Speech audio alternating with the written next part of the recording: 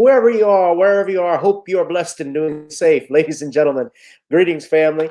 Of course, I'm tuning in. You see me without the glasses off today. But if you're looking for some opportunities, particular advertisement opportunities, then look no further at the link at the bottom to my email address. You can hit me up for advertisement opportunities. We are supporting and promoting your businesses here on this channel. You can also, if you would like to donate and subscribe to our Patreon, a link is at the bottom as well. So you have multiple ways in which you can advertise with the platform by emailing me when we go on through our live stream. You also have access to premium content, those that want to see premium content that you will not find here on YouTube or Facebook or Twitter, as I am suspended probably by now. You guys can check out the Patreon at link at the bottom. But advertisement opportunities, definitely email me, gavin.grich1@gmail.com for rates. And for the Patreon, it is the same as the YouTube channel. It is channel gboot2786. All right, I'll holla. Peace.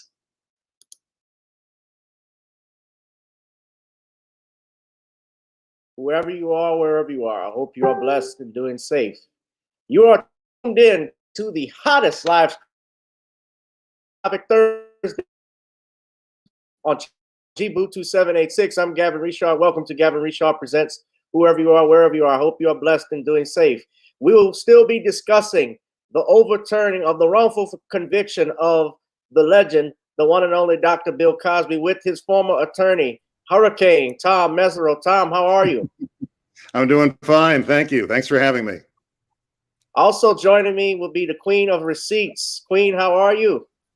I'm doing great. Thank you for having me. And also, of course, my brother and friend, author of The Man Crisis, and he's working on a title called The Woman Crisis, Mr. Shawn James. Shawn, how are you? I'm good. How are you? I'm doing great. All this and more, ladies and gentlemen, as we talk about the wrongful conviction of Bill Cosby. You're listening to Gavin Richard Presents here on channel GBoot2786. Please donate to the Cash App at GavinRichardEsq, Google Pay, Gavin.grich1@gmail.com, PayPal at Gavin.grich1@gmail.com, or through Zelle at the phone number below. Of course, before we get started, we like to start it off with a little music. So, as you know, ladies and gentlemen, it's time to get on up. Please donate and download, I should say, not donate. Download the song, Got to Get On Up.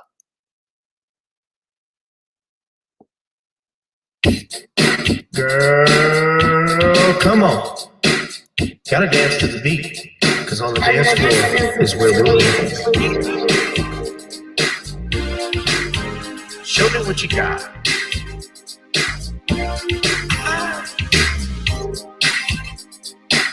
Gotta feel the groove. Feel the groove, get on the floor.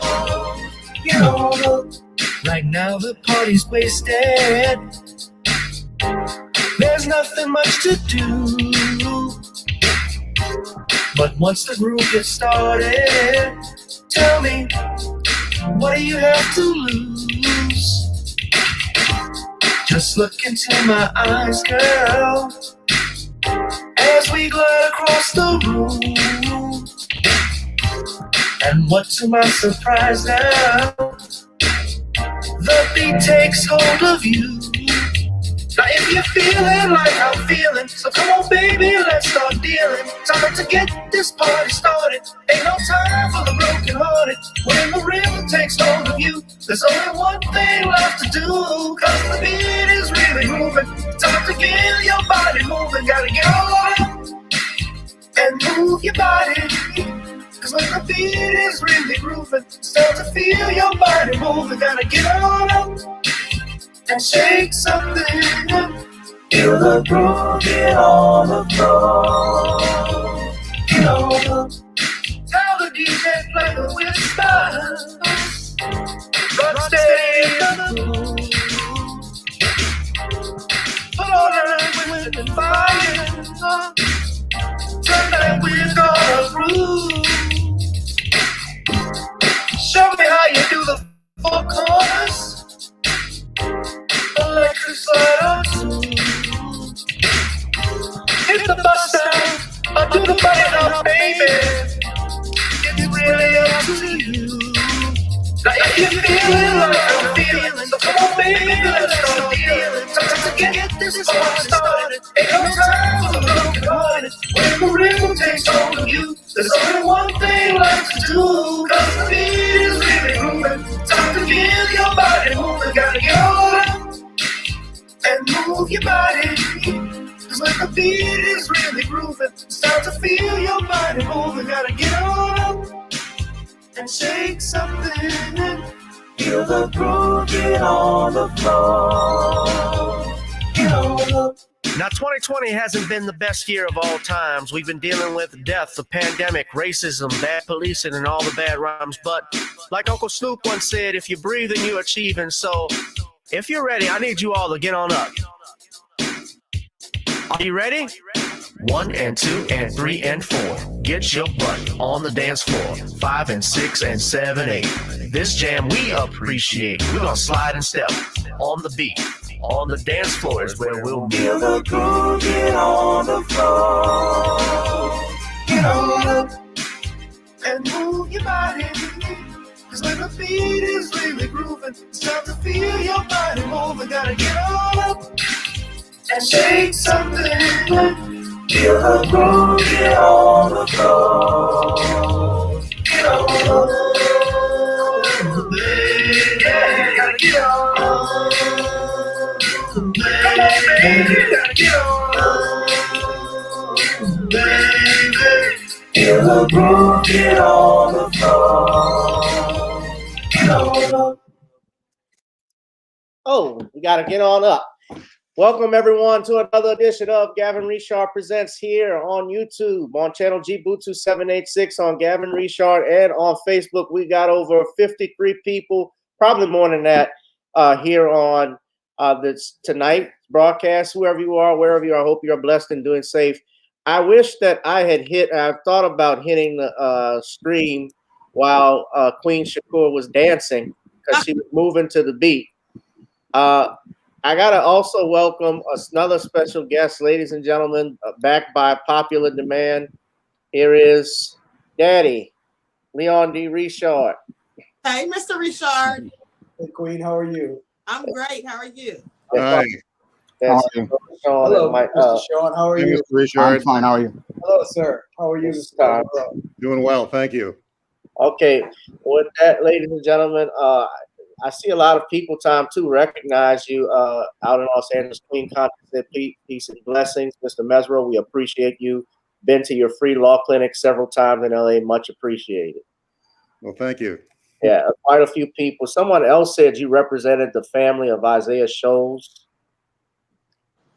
Is it Isaiah? Yeah, is it Isaiah Shows? You know, I don't recall that case, what year that was. Okay. Do you know where it was and what year? I'm not sure if they can find it for me. If you can find out for me the person that put that up. It says it was in 1999. Was that in Los Angeles or? The Columbine victim? No, I was not. I wasn't involved in that one. Oh, unless think it's different Isaiah Shows, I don't know. Okay. But Tom is a criminal defense lawyer. That's his particular brand of justice. And, you know, Tom has represented, if you saw the flyer, and I'm sorry I misspelled your name. I left a letter out when I made the flyer. But Tom has represented everyone from, well, a lot of famous people. He has represented Suge Knight. He's represented Robert Blake at one point. He's also represented Mike Tyson. And there's an interesting story with Mike Tyson and Gloria Allred I want to ask Tom about as it relates to Bill Cosby. But of course, he's represented Dr. Bill Cosby in his second trial, and he's also represented, of course, the one and only, the king of pop, the gloved one, the greatest entertainer of all time, Mr. Michael Jackson. So, which he's most famous for. But Tom has dedicated most of his time and having the website that you can go to his actually helping people, volunteering to do death penalty cases in the Deep South every year. And he's also opened up, as someone pointed out, a clinic where he helps people in the city, those that who can't afford an attorney. So he's very dedicated to his craft, and we appreciate attorneys like him. Yeah, very knowledgeable of the law, as my father said. Yeah, and that case, we'll talk about Bill Cosby in a minute. But Tom, thank you for coming back. This is your third time. Yeah, I'm very honored. You're very nice to invite me. Thank you. Yeah. And Shawn, we know Shawn, of course, is the author of The Man Crisis. I told Tom before he came on, Shawn, he's got to buy some of your books so you can get on vacation. Tell everybody about your latest book right quick, Shawn. Well, my two latest books on the SJS Direct catalog are John Haynes, Taking Care of Business, and ISIS, Revenge of the Cyber Goddess. And both of those titles you can pick up in paperback and Kindle format on Amazon.com. All right. And the Queen of Receipts, Queen Shakur, of course, I'm sure you dropped that you were going to be on the channel tonight. Thank you. Because I see the Royals and Royalettes in the comment box. But just tell everybody where they can find you at. You can find me on YouTube at Queen Amadash or the Queen Amadash Shakur TV show, and also Black Goddess TV. Okay. All right.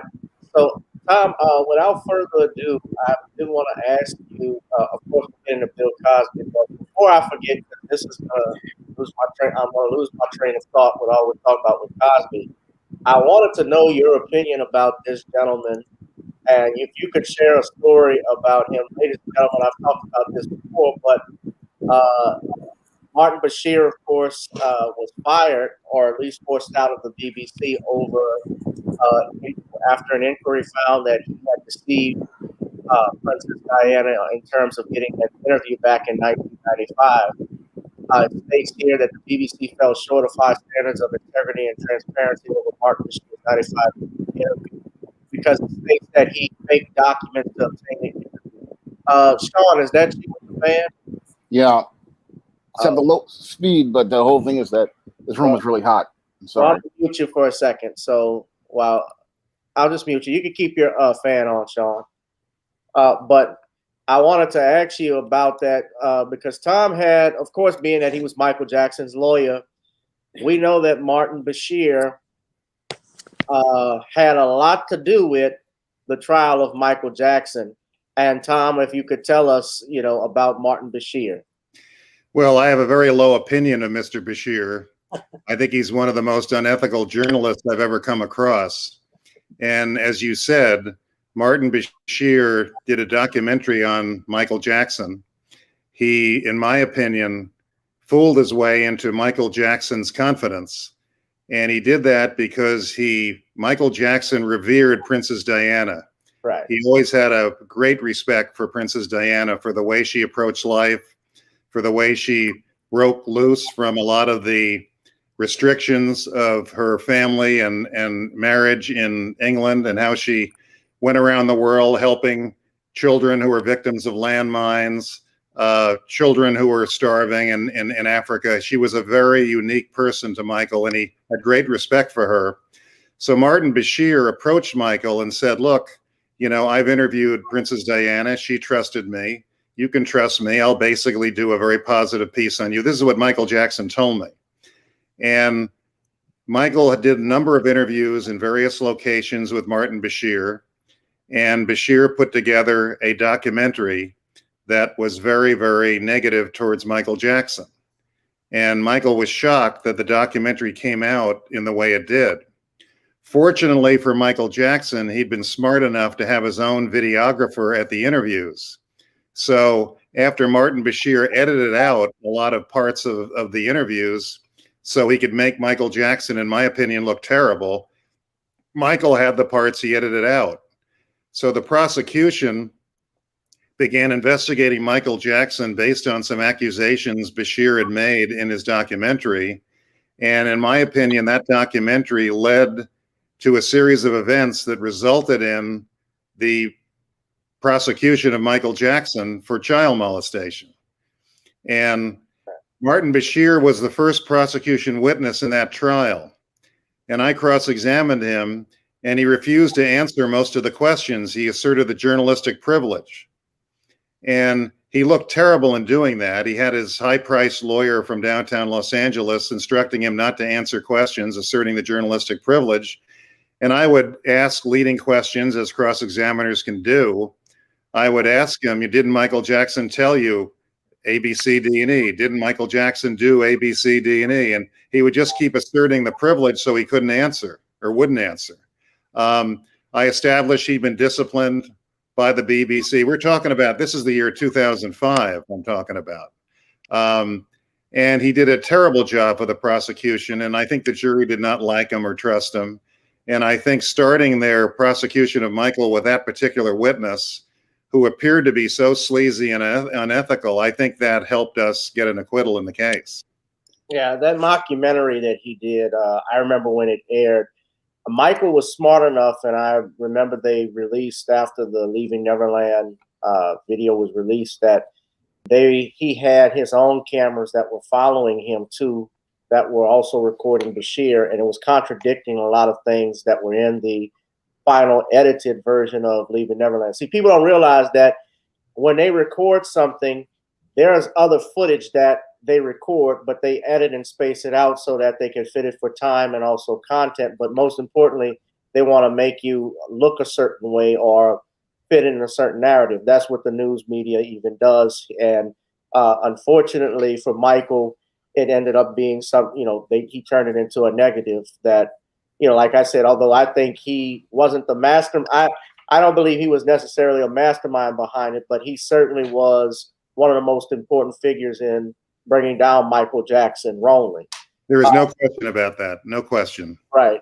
And I want to play though this video. This is what he said after Michael died. And you have a story about what happened after you found out Michael had passed. So but I want to play the video first. I don't claim ownership of this, but I'm only using it for educational purposes, only under the Fair Use Act of 1976. I think all of us were shocked and deeply saddened by the news today. I was actually out running in Central Park when I heard, and came home, showered, and came into the office. Many of us were excited about the prospect of him performing in London.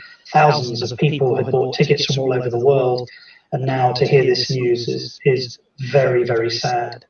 I think it's worth remembering that he was probably singly the greatest dancer and musician the world has ever seen. Certainly when I made the documentary, there was a small part of that which contained a controversy concerning his relationship with other young people. But the truth is that he was never convicted of any crime. I never saw any wrongdoing myself. And whilst his lifestyle may have been a bit unorthodox, I don't believe it was criminal. And I think the world has now lost the greatest entertainer it's probably ever known. Crimea River. Nothing against Michael, but all these fake tears that he has, you're the one that caused it. Mm-hmm. Well, I remember that the part of the documentary had Martin Bashir commenting that he was concerned or disturbed, whatever word he meant or used, by Michael Jackson's interactions with children. But after they showed that documentary, when we put on a defense case in that trial, I got the judge's permission to let us play the outtakes that he had removed from the documentary. And one portion of the outtakes, Martin Bashir tells Michael what an outstanding father he is and that he has learned so much about fathering and parenting from Michael Jackson. I mean, that's just an example of what he did with the interviews he conducted. Now, the day Michael Jackson died, I was in the middle of a jury trial in federal court in Los Angeles. I came out of the courthouse and some sheriffs told me Michael Jackson had passed away. And I hoped it was just another rumor, because the rumors were always circulating around Michael Jackson. You never knew what to believe. And I called my office and my office machine was full. My message machine was full, but the first message was from Martin Bashir, basically saying that he never meant any harm and he had a lot of respect for me. And he's sad about Michael's death. And here's my number if you'd like to call. And I never called him. Good for you. Bravo. Give him more applause in the chat. But he uncategorically, intentionally led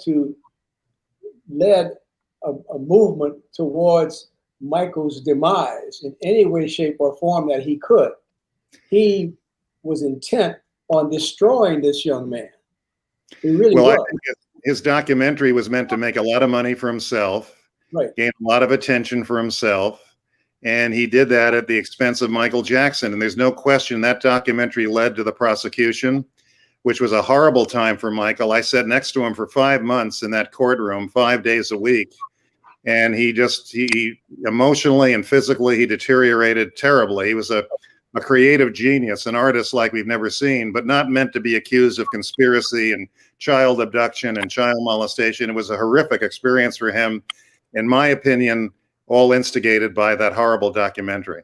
Right, most definitely. That documentary certainly led to what happened with Michael. And I think it was a blueprint for what they did to other celebrities. Of course, R. Kelly, with Surviving R. Kelly, and now, of course, we have, well, before that we had, and we're going to talk about Dr. Bill Cosby, because I remember when the stuff against Cosby kicked off, CNN had documentaries called The Case Against Cosby, A&E had something called The Women Speak Cosby, things of that nature. And most people don't realize this is basically a continued pattern that we see. If anybody's interested, they should look up the case of Fatty Arbuckle. Fatty Arbuckle was a silent comedian out in Los Angeles and Hollywood, very popular at that time, of the likes of Buster Keaton and Charlie Chaplin, and was accused of sexual misconduct at a hotel in San Francisco. He was actually tried 3 times. Both 2 ended in a mistrial, although I think at one point they had actually had an acquittal. The 3rd trial ended up with an acquittal, and it only took the jury 5 minutes, and they spent 5 minutes writing a letter of apology to Fatty Arbuckle, because it was just basically the media hyping everything up. Same thing they did with Shepard v. Maxwell. That was the case supposedly that inspired The Fugitive, the movie and TV series. And F. Lee Bailey, who passed away recently, was the appellate lawyer for Dr. Sam Shepard. So many people, I've told people about that. But, you know, we keep repeating ourselves. And I think, you know, when we fail to learn lessons from the past, we keep repeating the same mistakes over. And we've seen that now with Dr. Cosby. And I want to actually, since you both represented both Michael and Bill, and I was telling you this earlier, I wanted to know, did you see any similarities in how the media treated, you know, these 2 icons? Very much so. The media tried to assassinate their character before they even had a chance to walk in a courtroom. And they were both treated horribly by the media. The media wanted to profit off their demise. And to have experienced both of those cases in terms of media presence is a very, very disturbing experience for me. You know, people forget that in 2004, 2005, the worldwide media were calling Michael Jackson a child molester. Right. And he was not getting any fair treatment at all. And I remember when I first got up to Santa Maria, California, which is northern Santa Barbara County, which is north of Los Angeles County, where I live and practice.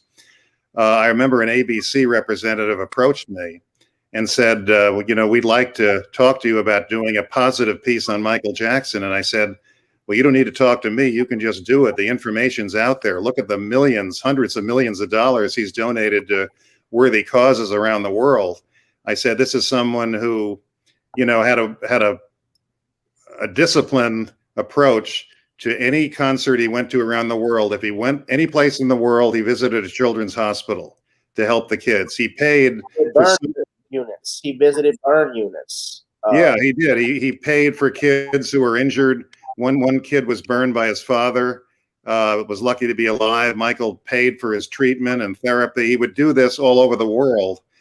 And I said, you don't need me to do this. And she said, well, we thought maybe you'd introduce us to Michael Jackson. I said, why don't you do a positive piece on him, and then we'll talk about it. And the positive piece was never done. It was just a trick to try and get to interview Michael Jackson. Well, look at Bill Cosby, $200 million to educational causes, helping Black colleges around the country financially, paying for people's education. You know, whenever he saw someone he really felt empathetic towards. I mean, the good that this fellow did was completely forgotten by the media when he was falsely charged in this criminal case. So I do see a lot of similarities. They also, as these are two very amazingly talented entertainers who didn't want to just limit themselves to the benefits of being great entertainers. They wanted to make social change. They wanted to step out and identify parts of the world where they could make a big difference. So these are very great individuals. Most definitely. Most people don't know this, but and there's video out. Bill Cosby and Michael Jackson. Obviously, he knew Michael as a little boy because they actually performed on some specials together.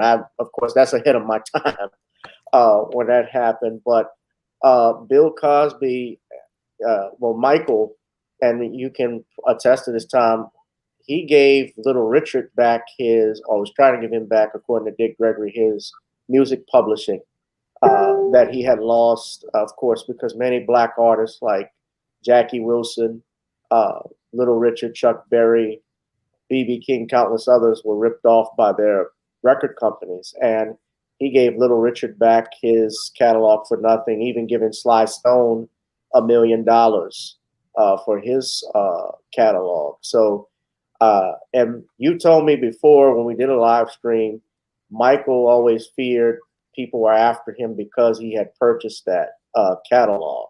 All the time. ATV. Yeah. Could you tell us a little bit? Well, he purchased that catalog. It was another one of the genius-like things that Michael Jackson did. He looked into the future and he basically said, I want this catalog. This is going to appreciate in value. It's going to let me protect artists and their work the way I choose to. And he also told me that he had seen Jackie Wilson and Sammy Davis Jr. and other black celebrity entertainers go broke late in life. Jackie Wilson didn't even have a headstone for his grave when he passed. Yeah, Michael told me specifically, I don't want to end up that way. I've seen what's happened to my comrades in the entertainment industry, and he hoped the catalog would help him survive financially and help him have a good financial future. And it was a work of genius. I mean, for him at his age to realize what this was and to get a hold of it the way he did. He was a remarkable person in so many different ways. I mean, never took a dance lesson in his life. Right. Was, one of the greatest choreographers, dancers, singers. I mean, look at some of the videos he made. Look at. I mean, I remember talking to him about when he was on the set of The Wiz. He was a teenager. The black version of The Wizard of Oz. Right. People were being cold to him. They were not being nice to him, and he didn't understand what was going on. And he went to one of the directors. He said, I'm trying to be nice to everybody, but they're not being nice to me. Why? What have I done? And the director said to him, you've done nothing, Michael. Here's the problem. They're all rehearsing and sweating day in and day out to get these dance moves down. You look at it once and you do it perfectly without any rehearsal at all. And they're jealous. They're envious. They've never seen anything like this. But Michael put up with that kind of thing, his whole life. He was, in many ways, a lonely person because he wanted to trust people. He wanted to love people. He wanted them to love him. But so many tried to take advantage of him in so many different ways, including this criminal trial. Right. And you even said, you had even said that his troubles really started, I think, when that happened, because I know when I listened to Dick Gregory talk, who was a family friend and a friend of mine, he actually mentioned that even his lawyers at the time back in '85 told him not to purchase the catalog because they were, it was the Beatles. And if I'm not mistaken, the Wacko Jacko remarks started in England shortly after he purchased that. So everything is timing. Bill Cosby, and I want to relate to him.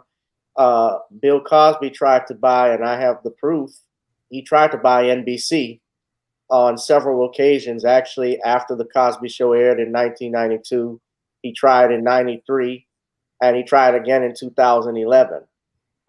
There's an article you can find, and I'll post it for everybody because I have it, but it's available from the 90s. He tried it in 1992 after the Cosby Show was off the air. And, people think and speculate that perhaps that has something to do with the accusations that took place, because where did all of these, Tom, as the lawyer there, where did all of these accusers come from? Because you had 19 accusers that the judge was going to pick from. He gave you 5 in the second trial, but in the first trial, it was only 1 prior bad act accuser. Well, that was a sign. I wasn't present in the first trial. I did the retrial. And when the judge increased the number of other accusers, uncharged conduct, from 1 to 5, that was a sign to me that the judge was trying to spin a conviction in that case. He didn't want a fair trial at all. There was no other reason to do it other than his mindset, which was, I want to try and make sure this is a conviction. It was very unfair. And the Pennsylvania Supreme Court, when they had oral argument last December, 4 of the judges said that was an unfair trial based upon the fact that he allowed 5 other accusers to come in, conduct that had never resulted in a criminal case, never resulted in a charge, and allowed them to, some of them from 20 years ago, 30 years ago. It was just ridiculous. It was clearly a sign that this judge did not want to give Bill Cosby a fair shake. Right.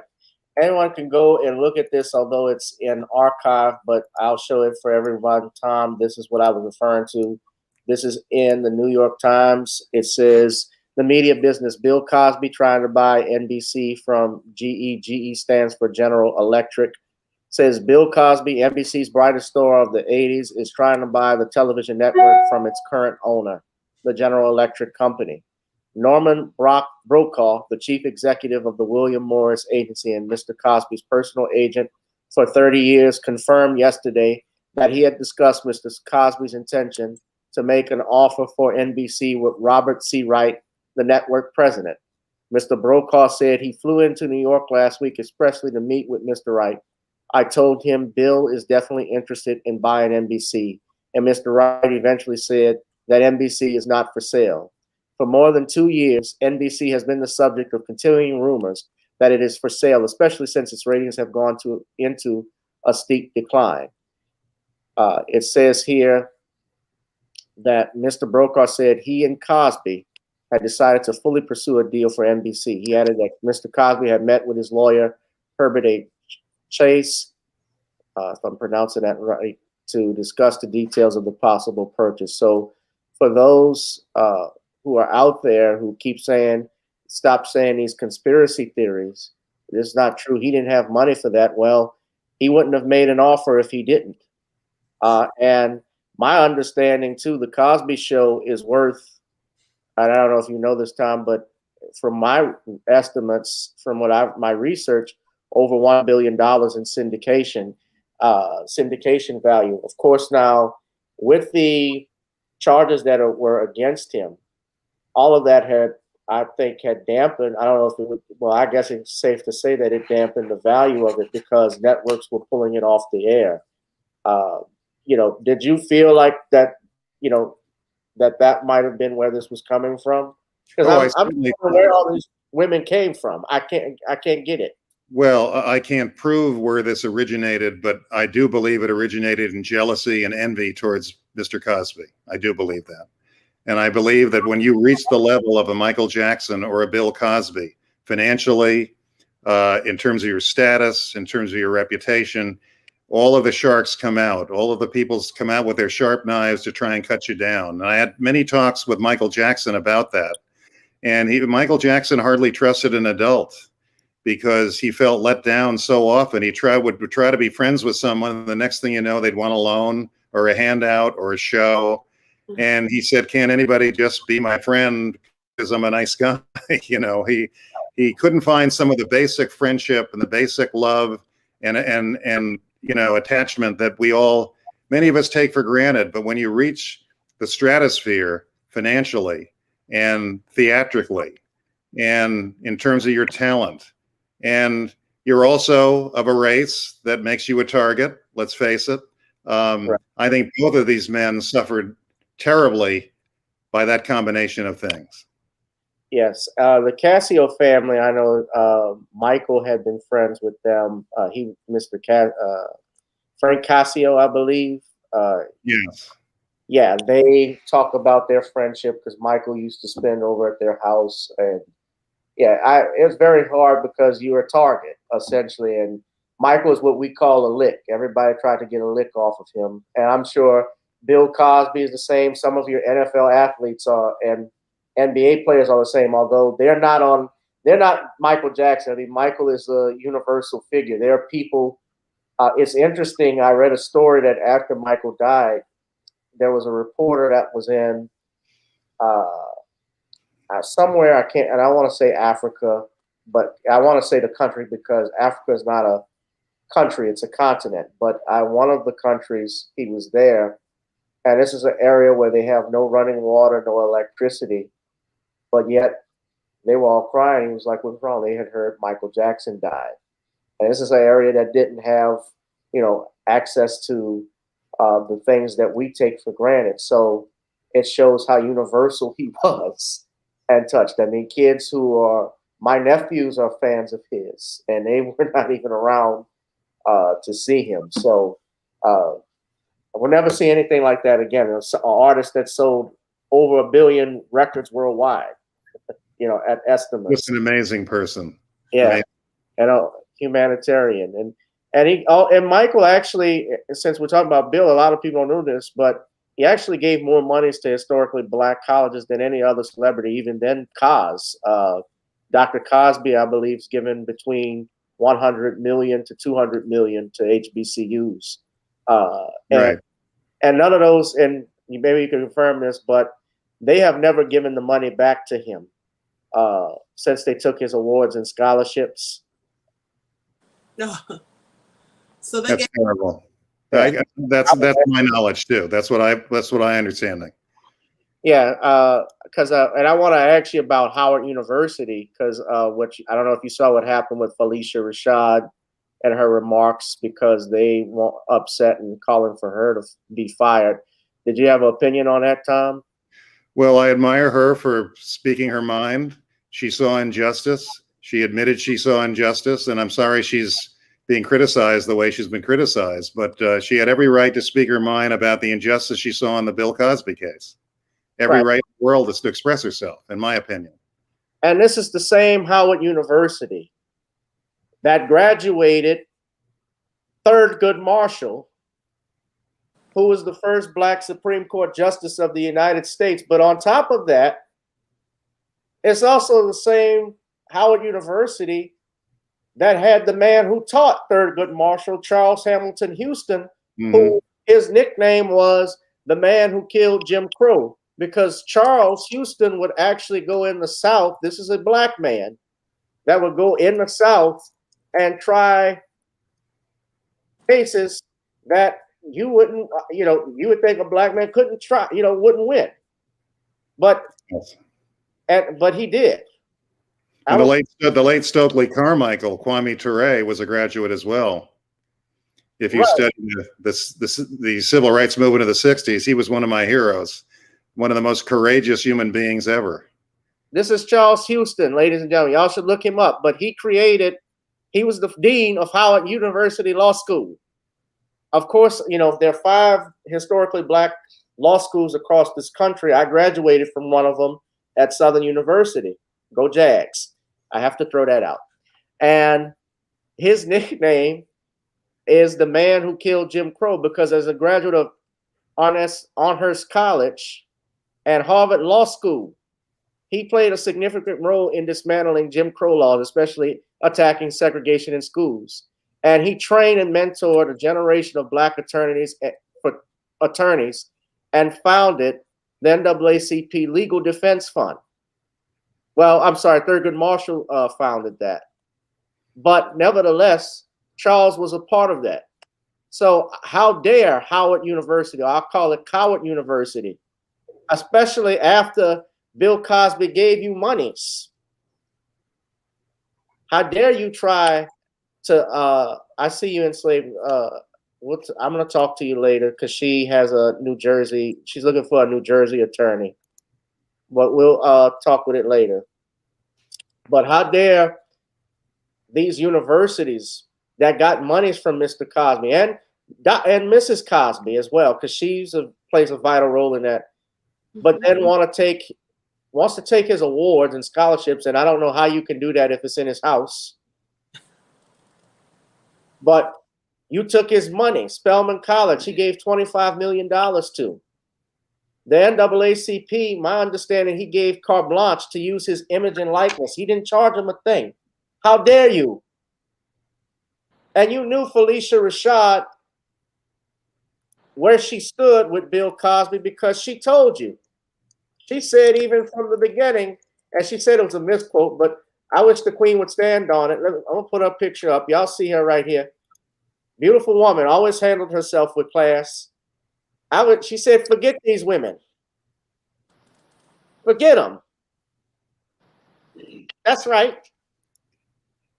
They're coming out with this stuff 40, 30 years later. And it's not about me trying to put down a rape victim. That's not what that means. But we have something called due process in this country. So, like I said, Coward University should be ashamed that they came at Miss Rashad like this. Let me get a comment from the Queen and Shawn, Tom. Well, Tom, why don't you respond, and then I'm going to get a comment from Queen and Shawn, and then I'm going to play the video I wanted you to see. Well, a lot of these schools and organizations just prejudged Mr. Cosby, and they took action against him just based on what they thought would help them in the realm of public opinion, because he was being attacked by the media. He was being attacked from various sides of society, and they decided to take the easy way out and try and disconnect from him. But as we wake up this morning, he's never been convicted of a crime. The Pennsylvania Supreme Court has said it was a travesty of justice. It defied fundamental fairness to go after him the way they did. And he has never been convicted of a crime. His case has been completely dismissed, and he can't be re-prosecuted. So it's time for them to rethink what they did to him and how they prejudged him and how they misjudged him. Right. And let me just show everybody, if you have seen the opinion from the Supreme Court, this is the concurring opinion. So concurring and dissenting, what that means is that they agree overall with the opinion of the court's decision, but they don't agree to the right as right time. So I want to share everybody, and I'm going to get Queen, I'm going to get your opinion, and Shawn, your opinion too, about how Coward. But this is a 9-page concurring and dissenting. They state here, by publicly announcing that appellant William Cosby would not be charged with any crimes related to Andrea Constand, a decision apparently made in part to force Cosby to testify on Constand's future anticipated civil suit, former Montgomery County DA Bruce Castor intended to, and in fact did, force Cosby to give up his Fifth Amendment right against self-incrimination. However, while I share in that conclusion and everyone agreed, well, I am constrained, I'm skipping through, to agree with the majority that due process does not permit the government to engage in this type of coercive bait and switch. So this person said, however, while I share in that conclusion and agree with much of the majority's well-reasoned analysis, I part ways from it in several material respects, most notably the remedy. So when I read through this, and I believe when he's talking about the remedy, and I'm talking, and this is Justice Doherty, I believe what he is talking about was warning Cosby his right to just dismissing the case overall. But this was a 9, but he even said it was wrong. Justice Bear concurred. I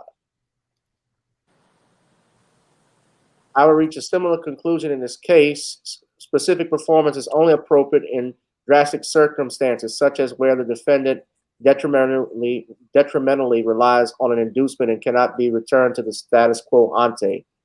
So what that means is that he did not believe Cosby deserved to go back to his prior status, but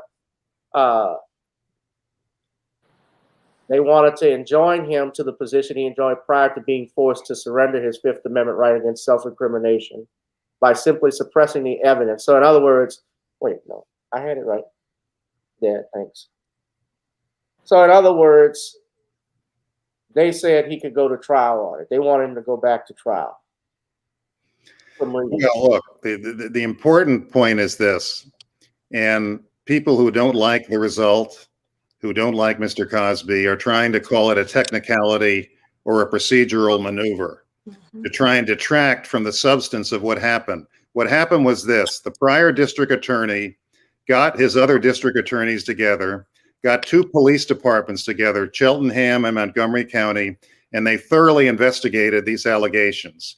And the DA came to the conclusion that this case did not belong in a criminal courtroom. And he made an agreement not to prosecute Mr. Cosby, took away his Fifth Amendment privilege. But the important thing to know is this was the result of a thorough, complete investigation into the allegations. This was not some pure technical maneuver or some procedural defect in something. This was a substantive investigation with a substantive conclusion. That's what the agreement not to prosecute was based on. And the Pennsylvania Supreme Court, in more than one place in that opinion, talks about the investigation that was done before the agreement not to prosecute was entered into. So a substantive, real, deep investigation was conducted by various police departments and the DA's office. The conclusion was this shouldn't be filed as a criminal case. The decision was made not to prosecute, and he was told you have to rely on the decision we made and you have to waive your Fifth Amendment right. And the Supreme Court said, when you treat someone that way, you don't then re-prosecute. And they called it a bait and switch, like this was a hustle. Right. That's all it was. Pretty strong language against the trial judge, in my opinion. Yes, and you talked about him, Tom. You're not going to see him again. You could share it, but you could share it with us. He was very, you would say, prejudicial. Excuse me? He was unfair. He was prejudiced. The trial judge? Yeah, Judge. I thought the trial judge from day one, in my opinion, was trying to spin a conviction. He did not want to give Bill Cosby a fair trial, and he didn't give Bill Cosby a fair trial. This is the same trial judge that in the first trial of Bill Cosby allowed one other uncharged accuser to testify, but in the retrial, he upped it from 1 to 5. That was a message to me that this judge wanted a conviction. And my response to that was I loaded up our team with appellate lawyers. We had 4 appellate lawyers making constant objections, filing legal points and authorities in the record on a daily basis, asking for mistrials all the time. This was the most complete record for appeal I've ever seen in a trial court, and it was designed to achieve what was achieved. For those that want to see, this is what he looks like. This is Stephen T. O'Neill. And what most people may not be aware too, and I spoke to Scott about this and even did my research, O'Neill, it goes even deeper than that because O'Neill and Castor, who is famous now for being Donald Trump's lawyer, but he ran against Stephen T. O'Neill for the DA's office in 1999. And he exposed an affair that Stephen T. O'Neill had with Bruce Castor's, one of his ADAs or associates, and actually brought her at the campaign, at the campaign debate with Stephen T. O'Neill, and O'Neill lost. So, and his wife was actually there in the audience too, Stephen T. O'Neill's wife. She was sitting next to her, actually, which made it even worse. So I'm pretty sure Judge O'Neill didn't like what Mr. Castor did. But I ask you, ladies and gentlemen, and Tom, you all have filed a motion to recuse this judge, but do you think that he would have allowed Bruce Castor to testify on Bill Cosby's behalf or withdraw himself on a case that his adversary was on? Oh, I think he would have. I decided not to call Mr. Castor for a lot of reasons I don't really want to go into. Sure. It's kind of a complex set of facts we're talking about. But no, the judge basically did give us permission to call him, but I refused to. Okay, so I'm sorry. So he did give you permission to call him, but I did move to recuse the judge. Recuse means to step down. I did ask him to do that because on a number of grounds, one of them being that his wife was a highly respected counselor for victims of sexual assault at a local university. And I was given information that suggested she had been associated in certain ways with some organizations that were against us, but the judge denied our motion. right. In fact, Kathleen Bliss, I spoke with her. She said that at one point he was crying, it looked like, when he mentioned his wife, because his wife allegedly was receiving donations from some of the groups or tied out there who were protesting against Mr. Cosby. But it's also important to mention that this judge also waited almost 180 days to write his reasons why he gave Bill Cosby the sentence. He actually went over the timeline, and so that Dr. Cosby could serve, in my opinion, be in prison a little bit longer. Well, look what the Pennsylvania Supreme Court opinion basically says. It says that Bill Cosby went through one trial, went through a second trial, went through an appellate process, and went through almost 3 years in prison wrongfully. That this judge would not have allowed any of that to happen, is basically what they said. Right. Queen and Shawn, I'm gonna let you talk, and then I wanted to show Tom the video because I told him earlier the level. You all guys, you know, I tell it like it is. You're gonna see. I did this last week, but you're gonna see the level of. I'm looking for the right words, Dad. Help me out. How the media treated Bill Cosby and what they try to do to spin things. The bias process. Bias. So, Queen, Shawn, quickly, please. Well, one thing that I would like to say is the media absolutely did spin things, and that's where the whole narrative about people thinking that Bill Cosby confessed to these allegations came from the media. And, you know, if people listen to the deposition or they read the transcripts, they would know that's not true. But I also want to bring up the fact that not only did Felicia Richard speak on the behalf of Bill Cosby, Carol Baker, I think she was years old. In the movie Giant. Yeah. Now, she also spoke on his behalf and said that those women were basically infatuated with him. She said, why would they go to a room with a very sexy comedian? And she said that him being arrested and convicted was a sin. Now, I'm just wondering if she's going to get the same smoke that they gave Felicia Richard. But I was glad that she spoke on his behalf. And that's what a lot of people are afraid to do. Even people who feel that he was innocent or whatever, they don't want the backlash, so they're not going to say anything. But one thing I want to ask Mr. Meserau, and I hope I said your name right, is did you hear anything about, because I read this a few years ago, I think it was around 2015 perhaps, that when these allegations first surfaced, that there was a model in the 80s, I think sometime in the 80s, who said that she was offered $5,000 to get, to basically set Bill Cosby up.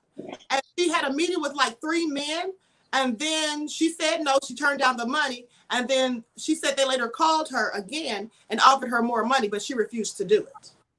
Well, that wouldn't surprise me in the least. I mean, efforts to convict Bill Cosby were coming from all sides. I mean, he was a very successful black entertainer, very powerful, spoke his mind, very, very opinionated about things he believed. And he was a target from many segments of society. Mm-hmm. So do I think people were trying to set him up? I think all the time. I do. Thank you. All right, Shawn. Oh, wait, I got to unmute you. Hold on, Shawn. Well, the media has been going out here trying this case in the court of public opinion, and they never really wanted to try this case in the court of law. So what they were trying to do was demonize Bill Cosby from day one. And that's something that they tried to do with their reports by not really using words like alleged or trying to present the facts as related to the details of these salacious allegations. They just went out here and tried to make it look like Bill Cosby did all of these things without ever going out here and having any sort of journalistic integrity, because a journalist who has integrity, they're going to try to be objective, but we can clearly see that they were trying this case in the court of public opinion, and they're still trying to demonize Bill Cosby right now, even though he has been cleared of all charges and he has gotten this conviction overturned. They're still trying this case in the court of public opinion, and they're still trying to make it like he's some sort of sexual predator. I mean, that's some of the language that they're still using regarding Bill Cosby, even though all of the alleged affairs were consensual. And this was, like Carol Baker said in her piece, that this was part of the business of the casting couch. And part of the business of the casting couch were that A lot of women tried to trade sexual favors for parts. And when we look at Mr. Cosby and what happened with him, these were just consensual affairs that were, what some people would say is morally wrong, but there was nothing criminal about it.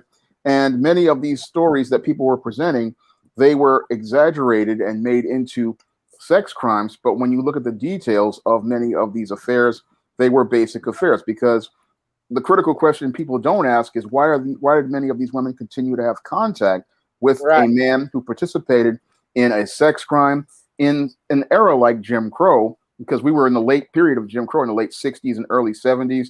And all it takes for a white female to do was make an allegation against a man back then, and he was going to jail. So there was a lot of things that really did not fit the pattern, but the media wanted to go out here and make Bill Cosby the bad guy, but he wasn't the bad guy. Now, Felicia Rashad, she stood by Bill Cosby, and I really respect her for that, because that shows that she has great character by standing by a man and standing up for his innocence. And what Howard University did to her was really egregious. It goes against everything that the school was about. And again, only a bunch of cowards would go out here and attack a woman for standing up for a man who already had been vindicated by the courts, had his conviction overturned, and stood up to celebrate him, because in no way what she did minimized anything as related to sexual assault survivors. No, what really minimized it was the unethical behavior of your Kevin Steele and the judge in this case. Yes. And someone asked earlier, can they be sanctioned or sued? Well, there's something in the law called prosecutorial and judicial immunity. You can't sue judges or prosecutors. However, he can sue the county. Bill Cosby can still sue the county, and there have been exceptions where judges can be sued. If you look at the case of Harris versus Harvey, where a judge personally went after a black police officer, that is something that did happen. And from these emails, Tom, and even Bruce Castro was being interviewed by CBS, he had warned the district attorney who came in after him, who was a woman. Trying to think of her name. Furman. Miss Herman? Furman. Herman, that's it, Furman. Right. She did not find any evidence against Cosby, and he told her that that deal stood. Listen, it's something everybody's got to remember. Bill Cosby was wrongfully convicted, wrongfully sent to prison. He was 83 years old, legally blind. He got a 3 to 10 year sentence. He came up for parole. All he had to do was express remorse, take a few courses, and he would have been released. He refused to express remorse for something he said he never did. He refused to admit guilt for something he never did. And he refused to take any of the courses they offered him, which would have been a vehicle to get parole. He's a man of character and conviction. He stood by his principles. He would not admit to something he didn't do. Right.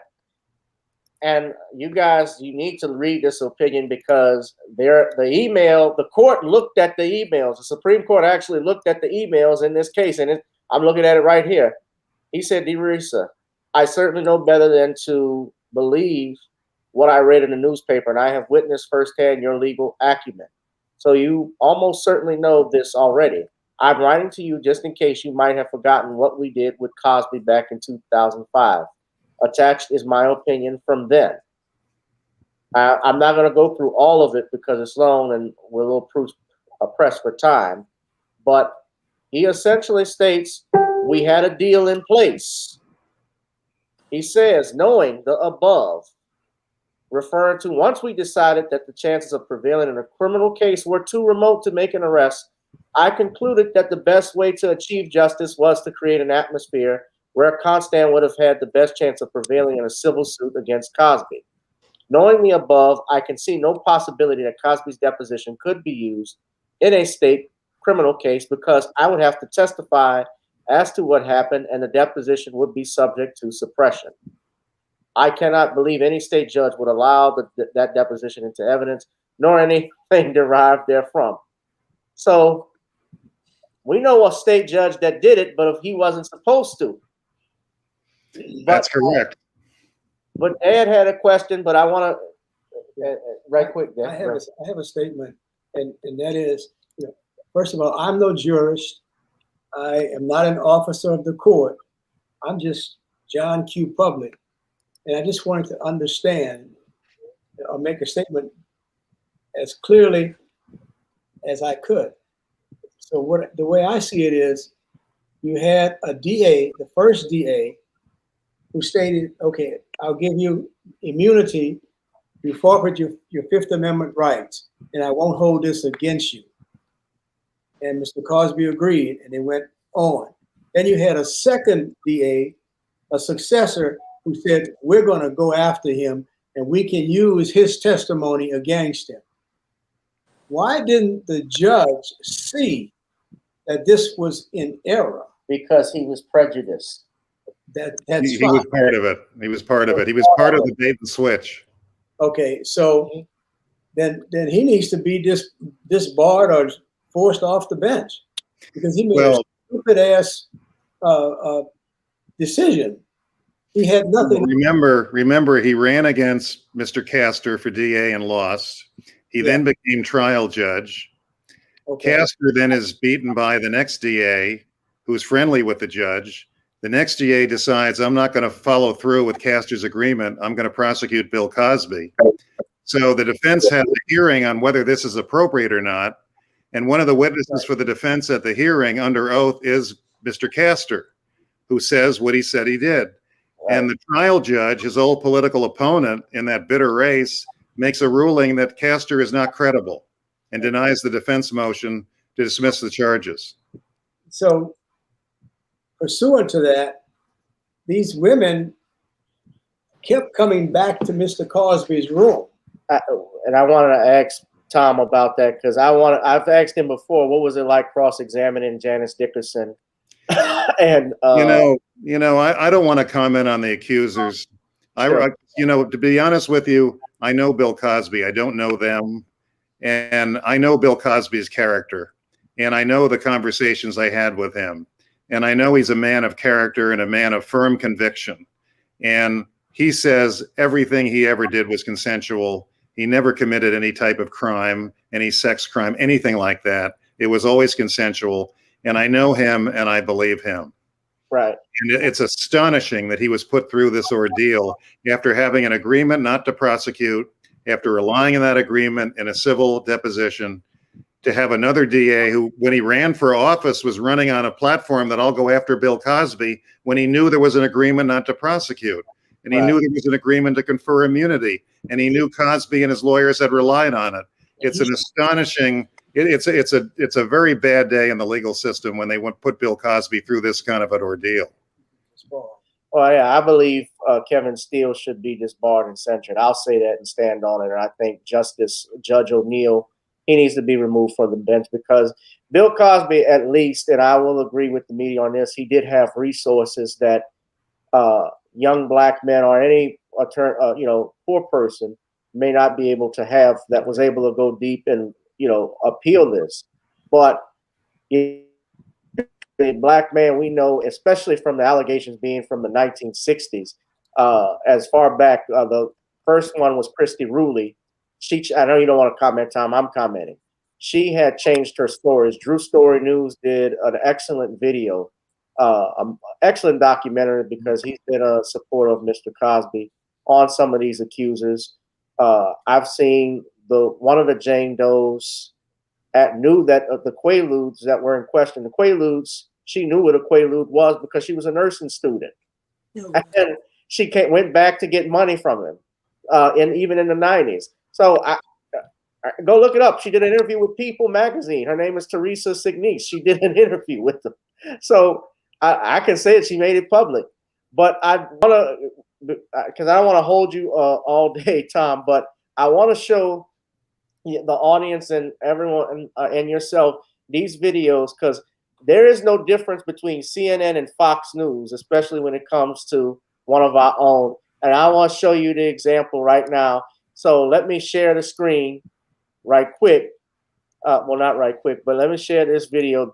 I did this last week. This is Jennifer Bonjean. Now, she did an interview with Chris Cuomo.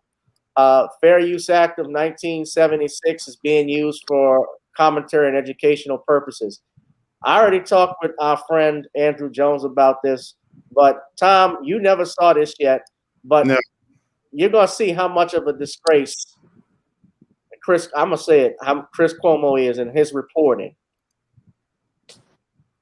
And just to be clear, you don't take exception to anything I said introducing this segment, right? I mean, he wasn't found innocent. He wasn't exonerated. This was a procedural issue that the trial should have never happened. Okay, let me stop it right there. That's the first lie. Mm-hmm. Tom already said it. I've said it last week. Due process is not just a procedural issue. If you deny due process, it is a violation of the law. And Cuomo knows this. Well, he's a lawyer. He's a lawyer. He's the governor's son and brother. Yeah. He should know. He's a former prosecutor. Yeah, as prosecutor. Maybe he did ticket court. I don't know. I don't know. Or night court. What? He was Dan Fielding. I do take issue with one point, is that this was a prosecution on one person's claim, one person's allegation.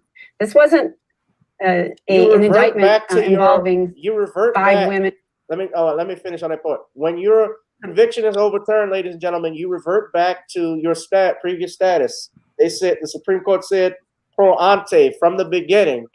And you are in this country, when you are accused of a crime, what are you, Shawn? You are innocent. Until proven what, Queen? Guilty. Thank you. Beyond what, Tom? Say that again. I'm sorry. Beyond a what? Reasonable doubt. Thank you. And 60 women, whatever the number is. This was one woman's claim that was prosecuted. So I think that needs to be made clear. And also, I would point out that these are constitutional safeguards. This isn't just a matter of technicalities, or we are talking about major constitutional principles on which our criminal justice system rests.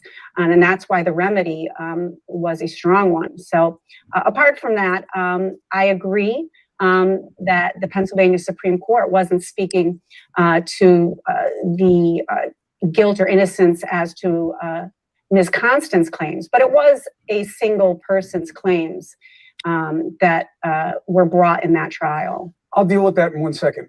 But in terms of the procedural issue, take us back.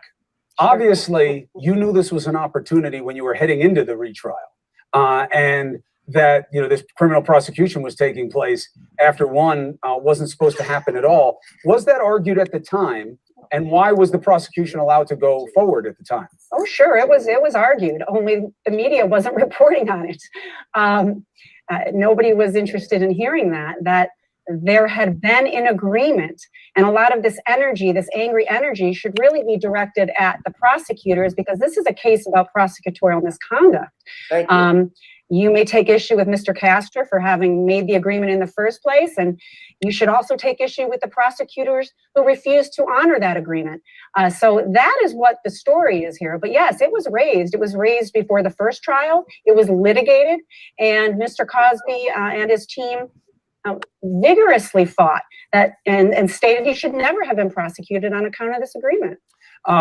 You say you want to be clear that this is just about Andrea Constant. Fair point. No, fair point. It happens to be just true. But I don't know that it's the best fact. When people think about the Cosby story, they think back to that New Yorker cover with all those women. And what was so, frightening about their stories was how similar they were, even though they didn't know each other. No, they were not similar. That's another lie. As Tom knows, and as I know, because I've done my research, some of the women did not, all of the women's stories were not the same. Some women say that he bumped against my breast. One woman said he tried to kiss me. I think that was Lou Ferrigno's wife before she was married. Because when I heard it initially, I wondered, where was the Hulk? But this was when she was a Playboy money. But all of them do not say the same thing. And when you look at this magazine, all this did was try to give weight to the weight against Cosby. They had no, let's talk about similarities. Where was the police? There's one similarity I have. Where was the police report? Where's the toxicology reports? What medicine or drug did he give them? Did they get their stomachs pumped? Because everybody's body is different. If he gives you supposedly the wrong dose, he could kill you. Let's not forget also no DNA kit, no rape kit, nothing. And it raises the question, to your own point, you're right, it was only one woman. And do you expect that they should bring at least another case with all these other alleged victims? Well, they can't bring it no all more. Of the This is a alleged lawyer, victims guys. Had every opportunity. He didn't read to the press their opinion. claims at the time that the I'm gonna statute stop of it one more limitations time allowed them because I to know do we so. got to move on. I For don't want various time reasons. too long. I wanted to show another video, but that he didn't read the opinion, Tom, because if he read it, they said they can't bring it back. No, that's true. I mean, this is the media. It's a very shallow exercise. They chose not to, and I'm not here to judge why they may have chosen not to. But we still have a system of laws and rules and a constitution that requires us to play by the rules. And you can't cheat to get a conviction just because we now have a movement that wants to make a platform inside the courtroom for women who chose not to press their claims or didn't press their claims for some reason or another. That's fine on social media, that's fine in the newspapers, but in the courtroom, we have to still follow the rules, and we can't make it a platform just about women coming forward who didn't at the time when it would have been possible to prosecute those claims. Said on my paper, New Yorker, it was New York Magazine. That's it's good to be accurate, but it's insignificant. The real point is this: what does it mean to you now that Bill Cosby, he did do a few years in prison, but that with all these women and all these allegations, and again, I don't have to tell you, these were not hand on the knee, these were not verbal suggestions.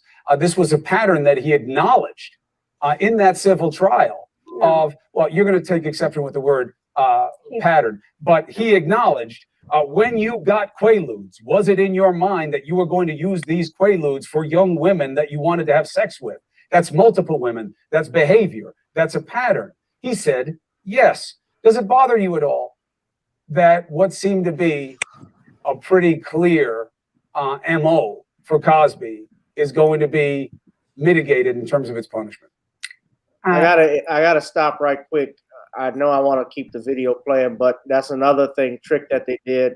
Tom, he forgot the most important follow-up was Bill Cosby's follow-up answer to the question. Bill Cosby said everything was consensual. They cut that out. Right. He was asked, did you give it involuntarily? He said, what, Shawn? I forgot what was the question again? When he asked, did you ever give it involuntarily? He said no. Thank you.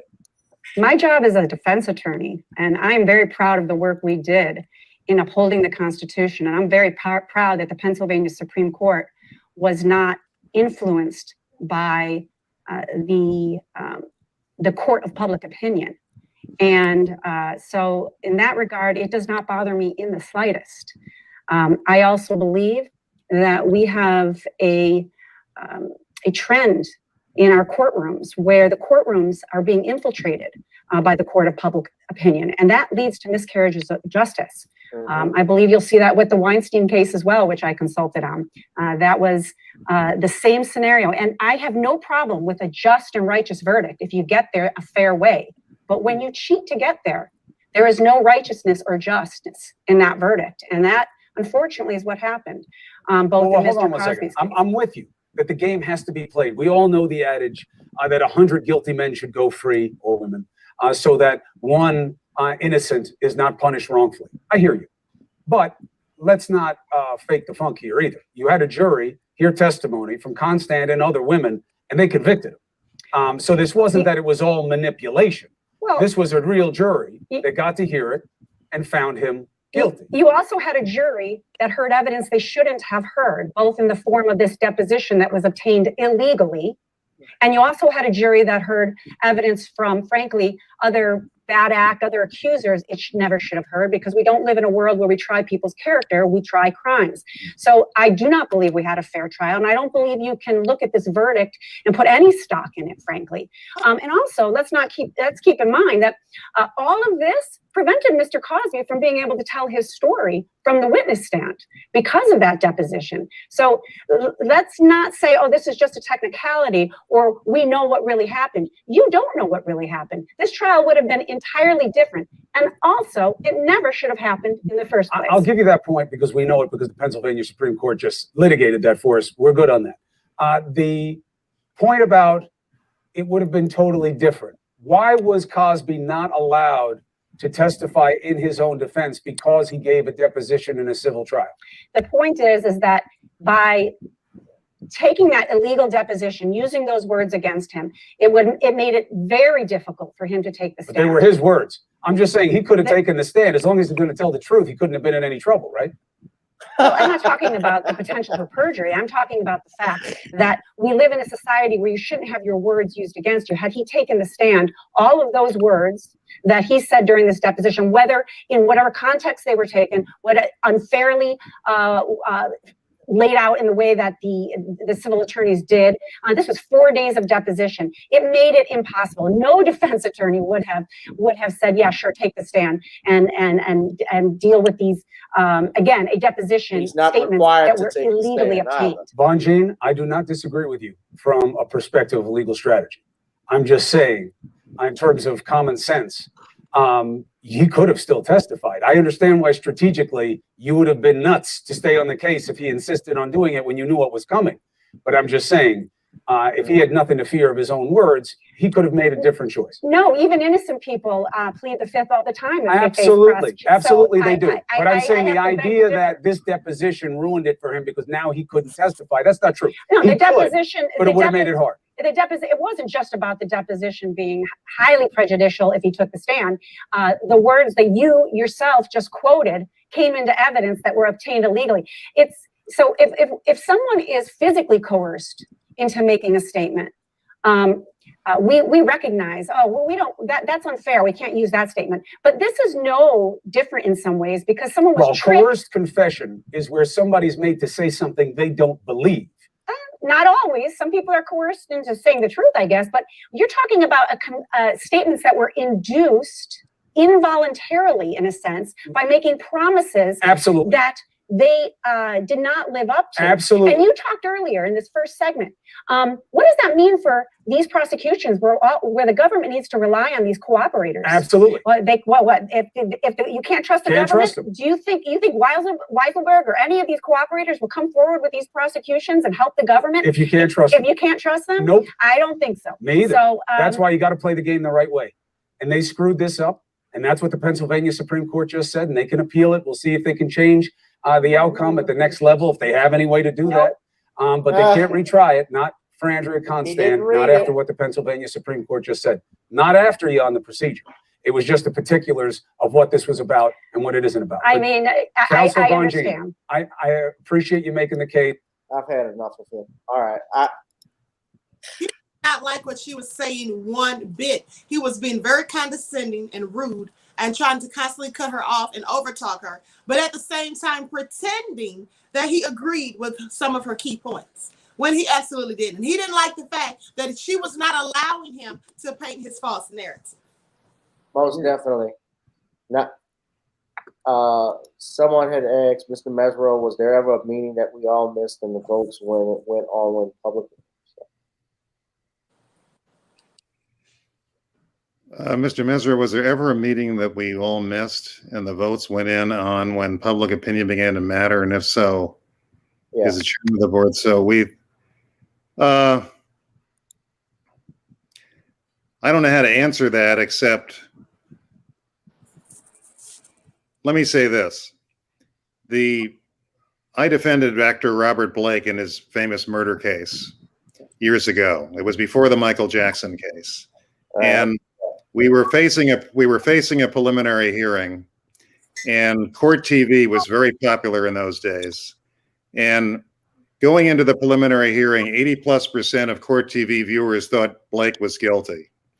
And I said, put cameras in the courtroom for the preliminary hearing, which nobody ever does. And I treated a preliminary hearing like a trial, and I cross-examined these witnesses like they were in a trial. And coming out of that 3-week preliminary hearing, 80+% thought he was not guilty. So that was a lesson to me how impactful the media can be in forming public opinion. This was before you had social media. You know, going into the Michael Jackson case, which was after I stopped representing Mr. Blake, the entire world was just trying to spin a conviction. I mean, the 8 days that the jury deliberated, it was a 5-month trial. There were 8 days of jury deliberation. You know, I was, of course, waiting. All of the prosecutors, the defense attorneys were all waiting to see when a verdict would be, if there was a verdict. So I would have time to turn on the major networks.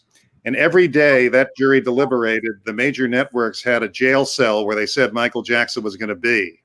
And they were talking about, you know, would he kill himself? What could he read? Who could visit him? What would he eat? What time would he have to wake up? I mean, the efforts to spin what they wanted for the sake of ratings and revenue were endless. And they were not interested in justice. They were not interested in fairness, and they were not interested in his life at all. They wanted revenue and ratings. They were competing with each other. It was a high competitive business, and the behavior was just outrageous, absolutely outrageous. Now with social media, it's much worse.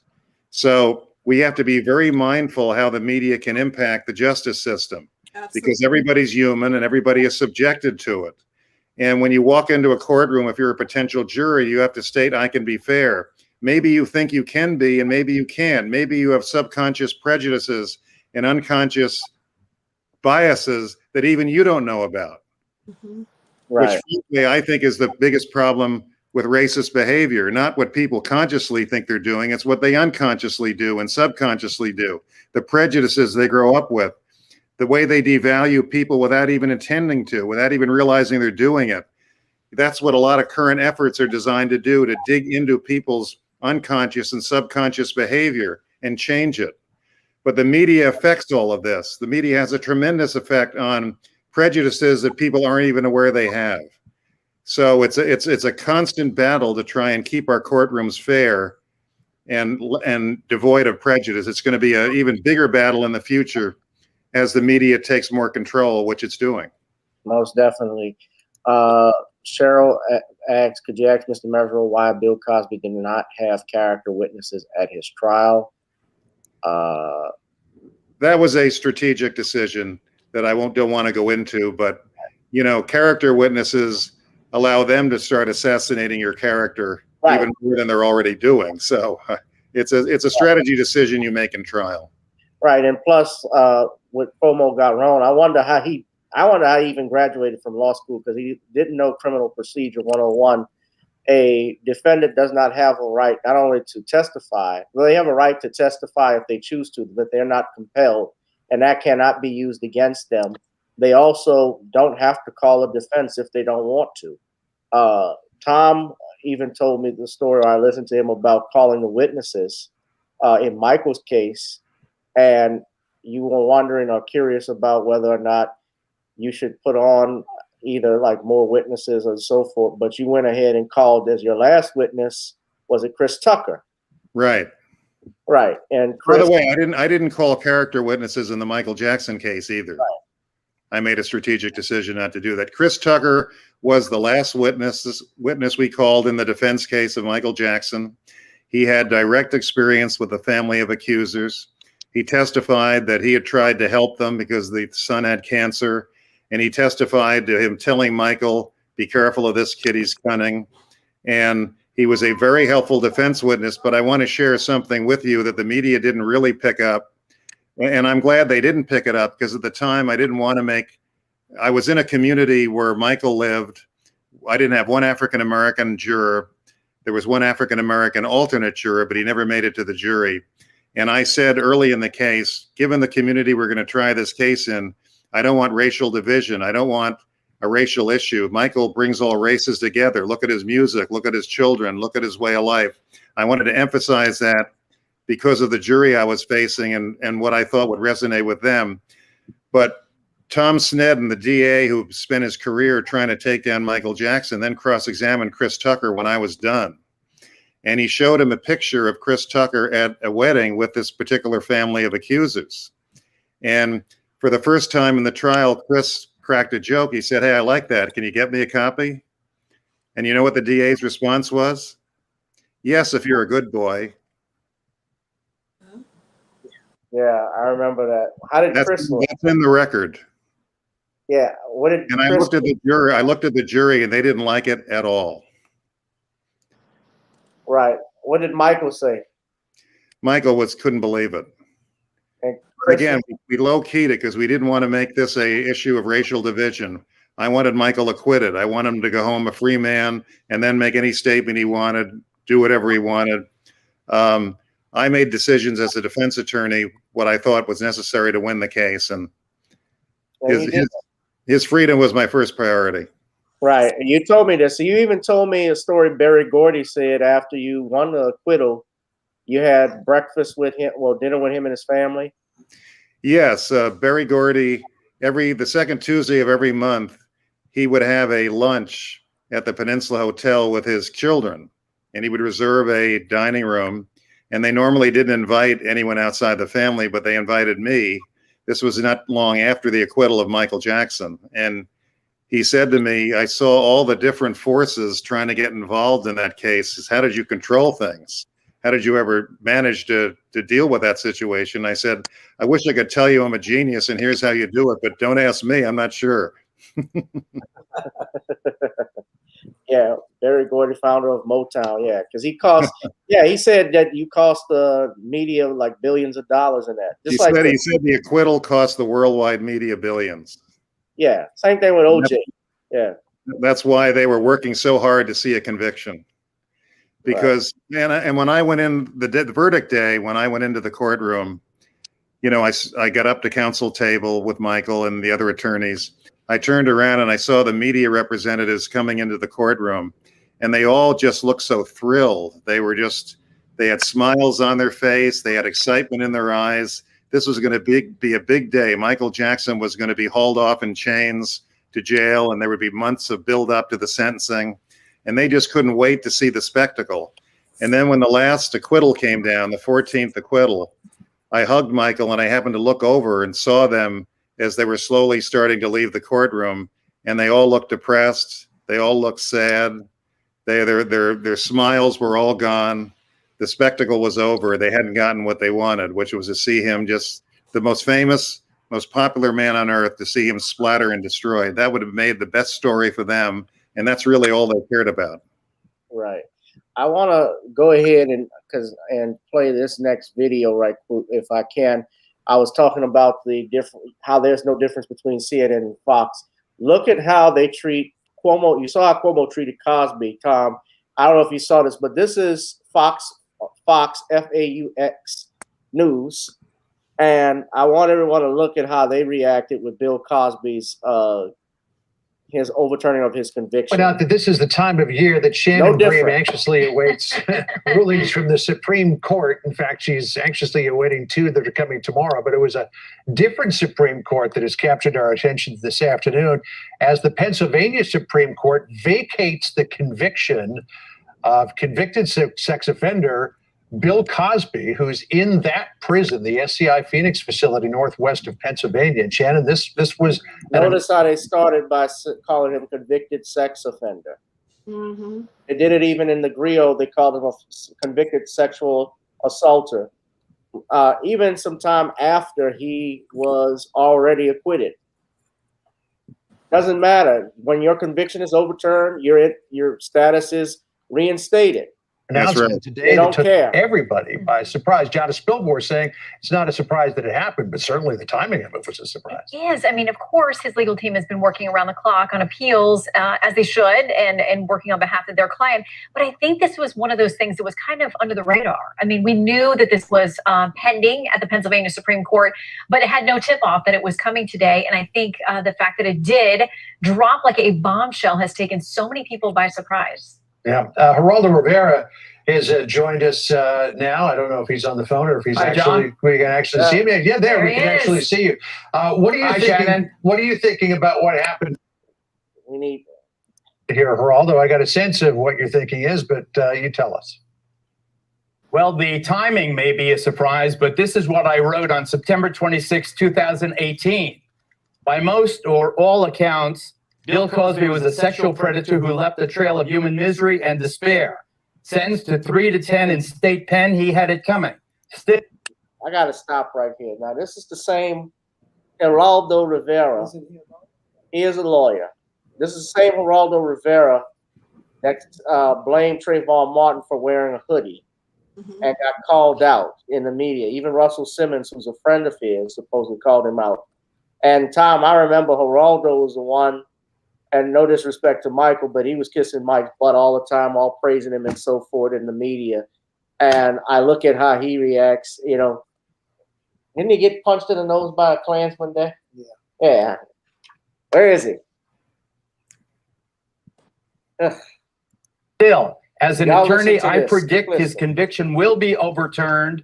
Judge went way over the line in allowing unrelated victim testimony. That's from September 26, 2018. So, John and Shannon, what they did to this guy Al was Capone's mob vote, justice. yeah. First of all, the empty former vote. state DA promised that they would not bring a criminal case against him if he testified in a civil deposition. That was an express agreement he had with the former district attorney. That's number one. Number two, to bring in 5 unrelated victims to testify against him was so grotesquely unfair that it just seemed to me that this was mob justice, John and Shannon. I really believe that this was a result. How is he going to get back these 2 years that he has lost now? This never should have happened. But at the same time, you say, how is he going to get back the 2 years that he has lost while being in prison? How will the 58 women who say he did to them what they say he did ever get back any sense of A, justice here, and any sense of ever being whole again? It is Fox News. John, you're absolutely right. Our hearts go out to these victims. They should have gone to alleged victims. They have not brought any charges against Mr. Cosby, against Dr. Cosby. Remember, the media wants ratings. They want ratings and revenue. That's what keeps them alive. That's their primary purpose. It's not justice. Right. Shawn, you just wanted to say something right quick? No, I didn't really want to say anything, but I will say something. You know, I'm really disgusted by our modern day media. If they're all about ratings, then that really compromises what news is supposed to be about. I mean, I thought journalism was supposed to be about reporting the facts. And if you're all about ratings and you're willing to destroy people's lives, that really truly is a compromise of ethics as related to our news media. And that's one of the things I've had an issue with all throughout this year as I've watched this pandemic go on and people just sensationalizing things like the case of Mr. Cosby and trying to get a ratings bonanza as related to destroying a man's life. I mean, this is just completely unethical as I see it. And we really should be pushing back against this type of what people call journalism because it's not news. This is destroying people's lives. And it's basically just doing this just so that these networks can make money at the expense of a person's life. And that's just completely egregious. Absolutely. Well, what kind of woman are you if you wait 34, 35, or 40 years to complain about a man who assaulted you and you didn't tell your spouse or partner or male companion so you could seek retribution? Man, this is totally ridiculous. These people ought to be hung out to dry because, you know, they waited 34 years to say something. Come on, where's your common sense? You're right. Let's finish the video. Tom, I know I told you it would be like an hour. I'm sorry, but thank you for staying on. I'm not going to have you on too much further, but I did just want to show this video and just maybe 1 or 2 quick questions, and then that's it. Sure. Thank you for having me. I really enjoyed it. I thank you for being on. Thank you, Queen and Shawn, for being on. We got over 100, almost 150 people in here.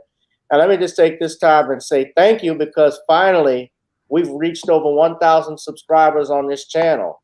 So although YouTube had been fighting to keep as many as as many people off from here, I'm grateful that you all came on. So thank you again. We're ripe for justice. I am sorry that they are not getting a sense of moral fulfillment now, or rehabilitation or repair for the damage that this man probably did to them. But that's not the way the criminal justice system works. In our system, there's an accuser, there's evidence. The evidence is tested by the defense, and then the jury or the judge rules on it. In this case, they brought in people that were unrelated to this victim. Why just 5? Why not 50? Why not all 50 that you say were harmed by this monster? He may be a predator. He may be everything that the prosecution legally, but he throws a backhanded comment against Cosby when he calls him a predator and monster. Victims allege he is. But this is a system whereby you must try this victim, or you must try this perpetrator, alleged perpetrator, based on the evidence that the state has amassed and the victim's testimony. In this case, they embellished it in a way that was wrongful. And I'll tell you something else, in my opinion. This will be reflected in Harvey Weinstein's appeal as well. They may be monsters. Me Too may have exacted righteous justice in both those cases. But it's not the way the criminal justice system works. 1 or 2 supporting witnesses, that's what has been established in the precedent, in case law. But to bring in 5 was so unfair. The defense had to prepare about all 5 of them, to cross-examine all 5 of them and bring out contradictory evidence about all 5. At some point, the weight just got the defense and crushed the defense. But Bill Cosby, I tell you, you can spit on him, do all you want, but he was unjustly convicted, in my opinion, John and Shannon. Yeah, and Geraldo, listen, I'm always going to be a big proponent of due process for any case and every case, because all of us are going to want it to be there. As I've said, when we are accused of anything, it is a foundational bedrock part of our constitutional framework, of our judicial system here. But I think we also have to acknowledge, you talk about this issue of statute of limitations. Why didn't the women come forward then? In either Cosby or Weinstein's case, these men were incredibly powerful at the height of their popularity. And you have to acknowledge and understand that for a woman, especially somebody who's, an up-and-coming actress or a nobody by Hollywood standards, is going to find it nearly impossible to stand up against one of these men in that situation. I mean, that's just the reality. It is overwhelming. No one's going to believe. No, that's not the reality of it, Karen. No, that's not the reality of it. Why? Because if we go back in history, there's no doubt that I'm not saying that black men can't sexually assault white women or anything like that. What I am saying, however, is that a black man in 1965, a white woman, and even today, if she wanted to, could have put him away instantly just by crime rate at that time and moment. Why? Exactly. Interracial marriage was illegal even at that point. So yet alone relationships were taboo. And if you're talking about sexual assault, we know of black men like your Emmett Till, like your George Steiny Jr. George Steiny Jr., the youngest person ever executed in the United States, was accused of rape and killing 2 white girls. And even without any evidence, his conviction was overturned years after he died, but too little too late. And Scottsboro boys. So we know that these things have happened in our country's past. So you're incorrect when you say this, but it's Fox News playing the game. I know they have to say that. Bill Cosby was not that funny to get away with doing this stuff like this, if he did. Absolutely. Well stated. Yes. Definitely. They're going to feel threatened. So how do we remedy that part of the situation? Yes, we need to abide by the law. I will never stray from that. But do we need to change our laws? Different statutes of limitations. What can we do? No. Perhaps the statutes of limitations, which have been relaxed already, Shannon, as you know. And they relaxed them because of Bill Cosby. Different states, they actually indicated this just recently in Minnesota. They've removed the statute of limitations. It's unlimited, if I'm not mistaken. In Nevada, it was 10 years. I believe they moved it up to 20. And they cited Bill Cosby because of it. Just like they did with O.J. the domestic violence laws in this country changed.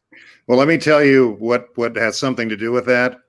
The first prosecution witness in the second trial of Bill Cosby was a professor who is running around the country testifying for prosecutors in sexual assault cases. And she testifies that if a alleged victim reports it immediately, that's consistent with sexual assault. If she delays for years, that's also consistent with sexual assault. If she consistently tells the same story about it, that's consistent with sexual assault. And if she tells different stories about it, that's consistent with sexual assault. And by the time this expert is done, anything you do, however you do it, and whenever you do it, is allegedly consistent with sexual assault. That's how they start these prosecutions. They use the same expert in the Weinstein trial. They're trying to get jurors to believe that no matter when you report it, it's okay. Whether you keep the consistent story or change it, it's okay. That memories go in and out with assault victims, that the trauma allows you and has you basically remembering different things at different times. And when all is said and done, whatever you say or do, whenever you say and do it, is consistent with being a victim of sexual assault. That's the way they're conducting these cases. Right. Well, you know, the editor of Teen Vogue even said it's okay if a girl lies about being sexual assaulted as long as it so now where you're encouraging perjury or you're encouraging false accusations, that's another problem. But even as defense attorneys, and we spoke on this time too, it would be hard to defend something from 30, 40 years ago without any evidence. How can you do that as a defense attorney, to go back and forth on something you can't prove? Well, I don't remember the name of the person who was the victim of perjury in LA, but there was a young black man from South Central Los Angeles, was a star football player, was on his way to the University of Southern California on a football scholarship, and he was accused of rape. He went to trial and was convicted, went to prison, and then she was secretly recorded admitting it was a lie. They made a motion to dismiss the conviction. It was granted. And he tried then to be a pro football player, but it was too late. I think he had done like 5 years in prison. Huh? Talking about Banks. They did a movie. Ryan Banks. Right. Well, they have another example, a young man named Al Wilson out of Kentucky, who was convicted of rape. And the woman, the girl, said that all she can remember, she said she dreamt that she was raped. She didn't say that he actually raped her. There was no semen, no DNA, nothing, no signs of it. Although they admit to kiss, the only DNA that they had was he kissed her on her breast, but he admitted that everything was consensual. But the Kentucky Supreme Court reversed this. No, she wasn't 17. They were college students, but they reversed the decision because they believed he didn't get a fair trial. He had an all-white jury, which was a Batson issue. An old Supreme Court case. Tom knows what that is. When I said that, but the venue for seeking redress of grievances must be fair and equitable. If you go to court, then you have to have evidence to support your claim. Not that he's a bad person, not that he may have done this to half of Hollywood. Either of these two monsters may have done it to everybody on the block. I'm not suggesting that they're good people. I'm suggesting that if you've got a beef, if you've got a gripe, I understand all of the impediments for bringing a legal action. But you can tell your shrink, you could tell your wife, you can tell your lawyer, and you can, if you have no evidence to corroborate your case and you feel insecure about going that venue and then criminal, then sue him. Sue him in a civil court where you don't have this huge weight of preponderance, the beyond a reasonable doubt. In a civil case, it's preponderance of the evidence. Just sue the guy, sue him, or go and hold a press conference and tell people that he's a creep. Get the group of 50 together. Through ads, through groups. You have the Me Too movement. You have all of these activists. Get them to help you to make sure the monster is hobbled. But you can't bring a criminal case without evidence, Jack. Yeah, and it was very helpful, as you said, for those women to come together at the end to support each other, to lend validity and credence to what each of them were saying. My fear is that some 19-year-old girl is not going to want to hold that press conference against Harvey Weinstein 10, 15 years ago. But now, as you said, this may really reverberate with his case as well. So we'll have to see. Yeah, by the way, on the left-hand side of your screen there's a vehicle that the helicopter is following. The helicopter pilot believes that Bill Cosby is in one of those vehicles, likely the lead one. I think that's it from Geraldo, but y'all see how well, there's more of it, but I won't play anymore. But you already see just from that example how CNN and Fox News essentially operate the same way. Fox is a little bit more... They're a little bit more straightforward with how they feel about black men than CNN is. But, he laid it out. Geraldo has always been like that to me. I don't care how many Klansmen he's gotten in fight with. He needs to go. I wish he would have stayed in that empty vault he found. Wasting everybody's time with that, pulling up Al Capone's vault. For a bottle of wine. Yeah. Remember when Jim Carrey used to do him on In Living Color, Sean? Yeah, I remember. Hey, this is Geraldo. Yeah, that was funny. But some questions I did want to ask, and I see some people who asked for a lawyer. There was a woman who said she's looking for a post-conviction relief attorney. You guys have my emails. What you can do is shoot me an email, and I can see if I can find anybody there. I don't know New Jersey. I only know one attorney in California, or maybe a couple outside of time. But I saw somebody was looking for a post-conviction relief lawyer. Tom, you ever do anything like that? I don't do post-conviction. I'm a trial attorney. Right. That's my specialty. But if you know anybody, what I can do is, if they would email me, I can see if I can find out. Same with you out of New Jersey, Queen, who was looking for a lawyer.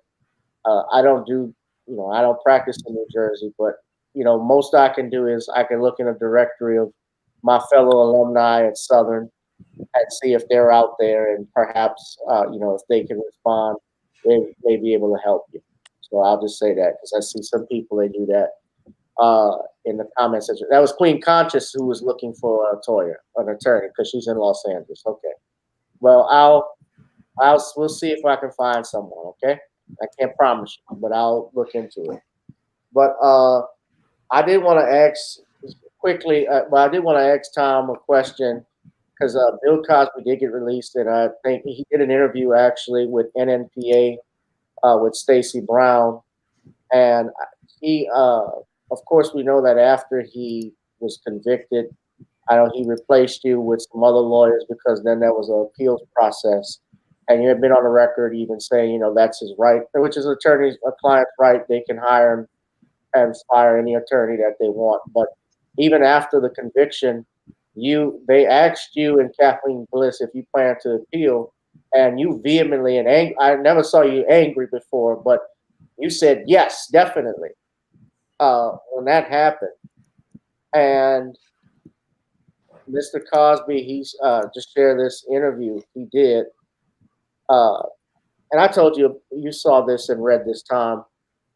He auditioned and hired Cosby hired famed attorney Tom Meserau, who successfully defended Michael Jackson and Robert Blake. Cosby told the press that he remained skeptical about whether he received maximum effort from his lead attorney. He said, "I remember Tom telling me on his cell phone that a woman working in his building came down and told him that I was guilty." Cosby recalled he never said, "We will see about that." And he often disagreed with you in regards to a selection from the jury from Montgomery County.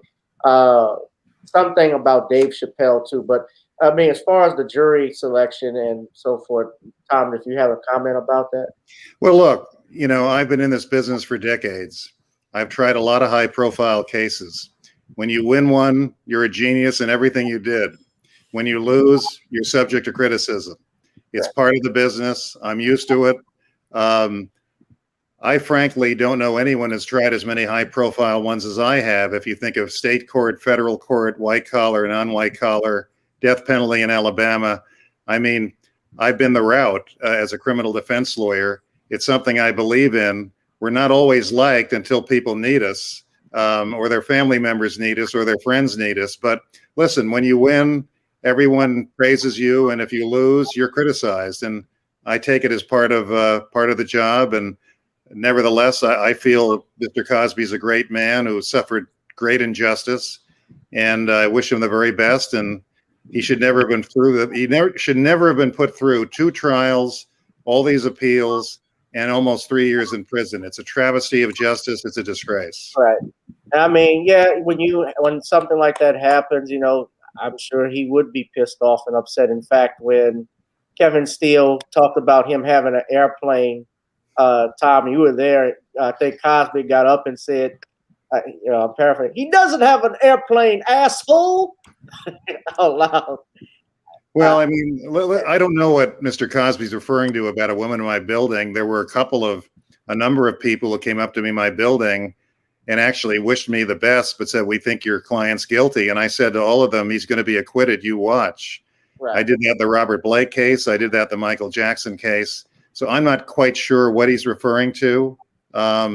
Sure. But listen, he's a great man, and he's been greatly wronged, and I wish him the very, very best. Right. Well, something keen I'm reading here. I just got 2 more questions, Tom. And he said during jury selection, and you and I discussed this, another juror allegedly said, famously said, "We can all go home. He's guilty." Steele kept that juror on the panel despite another potential juror complaining that she heard the statement. Cosby said the move proved the setup was real. The report came from a black woman. Then there was a private meeting with the judge, the black woman, and her lawyer, Cosby stated. And when it came out, she was smiling. We can only assume that the judge and Mr. Steele said something along the lines of, "Your cousin Mike, who is doing time, his parking ticket will cost this much."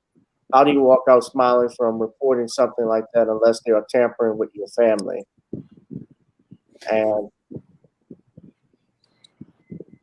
that was during Verdier when that comment was made. So, and I only say alleged because I wasn't there, but I believe he said that. Well, there was in jury selection an issue that we raised. We wanted a white juror disqualified who made some comments that we thought were very prejudicial. And the report on what that juror had said came from a black woman whom the prosecution had removed. The juror who made the remark was a white man. And we did have discussions about removing him, and we wanted him removed, and the prosecution objected, and the judge would not remove the person. But there was a hearing about the issue. Right, and he didn't confirm or deny it. He was very well. He he at first said, "I don't recall anything like that." You know, he did deny it. He did deny it, but the first words out of his mouth were, "I don't recall it." And to me, that was a little bit suspicious. But we wanted him removed. The judge would not allow it. He did make statements that he could be fair, and he denied making that statement eventually. Yeah, and you can be removed for a judge could remove you if they believe there's cause for it. They don't even need a permit. That's right. That's right. And there was also and one mistake Steele O'Neill made too was that you had raised the statute of limitations defense for Cosby. He was supposed to give interrogatories to the jury about that. No, he gave a jury instruction to the jury, but here's the thing. If the prosecution does not file in a timely way, there is no jurisdiction to even hear the case. Jurisdiction means, does the court have the power to hear a case? Right. If they file outside the statute of limitations, they can't, the judge has no power to hear the case. We assembled a massive amount of evidence, phone records and other evidence to show that this case was not filed timely. We wanted to have a hearing before the trial began, and the judge wouldn't even let us have a hearing on the issue. And it's a jurisdictional issue. Made no sense at all. This judge, in my opinion, wanted his show trial. Right. I do have one quick question. I got to bring her up, ladies and gentlemen, and that is Gloria Allred. I know. It goes further. He says Cosby attributed the high number, referring to the 60-something women that have made claims, to Gloria Allred, who demanded and advertised that 100 million be put in an account for an alleged victim. He opined that her scheme ultimately backfired. The 7 pages by the Supreme Court justices makes too much sense, Cosby declared. How about if these 60 women are lying and they've been taken care of? It has proven that Gloria Allred darkened the skin of some of them, which is true because we have Queen. You've seen the pictures, like they put the fake afro on on some of them, like that Lily Bernard woman. Yes. Yeah, braided their hairs to try and show that this wasn't a racist with all white women. People know this. What about that woman who lied about Emmett Till? By the way, Carolyn Bryant Dunham is still alive, and she died on Emmett Till years ago. Well, it wasn't just more than lied. She was actually, they testified that she was actually at the scene when they came to pick up Emmett. The uncle testified to that. So she could likely be prosecuted if they wanted to as being an accessory before the fact to first-degree murder, which I think she should be, but that's another thing. But I wanted to ask Tom about Gloria Allred because you have an interesting story when you represented Mike Tyson. Well, I was asked in 2001 by Mike Tyson's Arizona lawyer if I would be his California lawyer in an investigation that was being conducted in California. A complaint was made in San Bernardino County, which is outside of Los Angeles County, where I live. And a woman claimed she had been sexually assaulted. We did an investigation, put a bunch of evidence together. Remember, this is after Mike had been to prison, after he'd been convicted of rape in Indiana. He'd gone to prison. He was out. This woman makes this complaint. Gloria Allred gives a press conference right away, supporting her and representing her. We put together a book of evidence that convincingly showed that this could not have happened. It could not have happened the way she said it happened. It could not have happened where she said it happened. It just plain didn't happen. And then we had some evidence about allegations she'd made in other situations. And even though Mike had already been to prison, even though he'd already been convicted of rape in Indiana, and you would think a prosecutor would want to make a great trophy out of this case, they declined prosecution. And as soon as they declined prosecution, you never saw Gloria Allred with this woman again. Yeah, yes. And, I don't think Gloria Allred there's not been a black man she hasn't gone after. She actually went after Michael trying to get his kids taken from him after what they call the baby dangling incident. She was in the court, or I was in the courtroom in the case. She reported Michael to the Department of Children and Family Services, asking that they take his parental rights away. Yeah. And I tell you, I saw Michael as a father. This was the most dedicated, caring, loving father you've ever seen. He loved his children beyond anything else. And he wanted to educate them. He wanted to direct them in how to behave. He was a wonderful father. And they'll tell you that today. If you see any of the interviews with these children and they're asked what kind of a father was Michael, you see what they say. They say he was the greatest father ever, ever. She was trying to take his parental rights away, and her request was denied. Right. I want to show everybody. This is the picture I'm referring to, Tom. And I know you're not going to leave a comment, but I want, before you go, this is what I'm talking about. This is what Cosby was talking about. This is one of the accusers. That's Gloria Allred. Now, Tariq Nasheed posted this. All right. To make her look black, but this is her actual picture.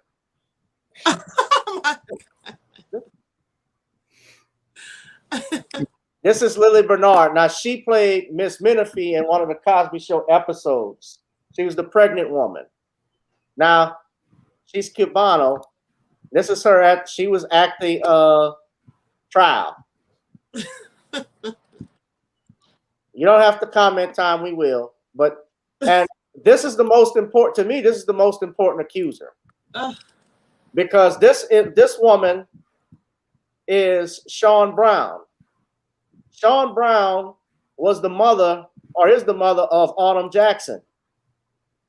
Autumn Jackson accused Bill, tried to extort money. She got busted for extortion because she tried to get $10 million out of Bill Cosby by saying that she was his father. He was his father, her father. which was incorrect. Her mother even said she wasn't. But yet this was 20 years ago. I remember when this scandal broke. But what was interesting, it was around the same time that Bill Cosby's son, Enos Cosby, was murdered on a 405 freeway. And she had an opportunity to testify, to say if Cosby did something to her. Then she didn't say it. And I could, you know, if she had said that, how effective that would have been in her daughter's defense if they did allow it. But they didn't. She didn't. But that's what I was referring to. And I don't know if Tom had a comment. I know you're not going to comment on the accusers, but Queen and Shawn, y'all can comment, and then we can wrap this up. Well, I just want to say, I think it's very interesting that, you know, all of these people who are coming out being critical because Bill Cosby has been released, like Chris Cuomo, these same people are silent about the Los Angeles Dodgers pitcher, Trevor Bauer, who has been accused of rape, domestic assault, beating this woman, and all of these things. I don't hear any of them saying anything. The Seahawks player that beat his woman, that black woman up, yeah, his girlfriend. Shawn, not only did he beat this woman, he literally tried to kill her. Almost killed her, yeah. He choked her with her hair until she was unconscious, and was raping her when she woke up. Allegedly, this is what she says. So I'm just saying, I don't see any big headlines about this. I don't hear them going in on him. I don't hear half of the things being said about him that they're saying about Bill Cosby, even though he's completely innocent. Right. Shawn, did you have a comment? Well, when it came down to the way they've again, the media coverage has been really biased, just like the Queen said. And again, here in New York, we have Andrew Cuomo, who's dealing with allegations of sexual harassment and other scandals, but nobody comes after him, or Danny Masterson, who is currently on trial. And again, that shows the double standard as related to things. I mean, Bill Cosby has been cleared of all charges, yet they continue to go after him. And that really, again, is troubling because he didn't do anything, but they will always go out of an effort to demonize him. Right. I would like to say one more thing too.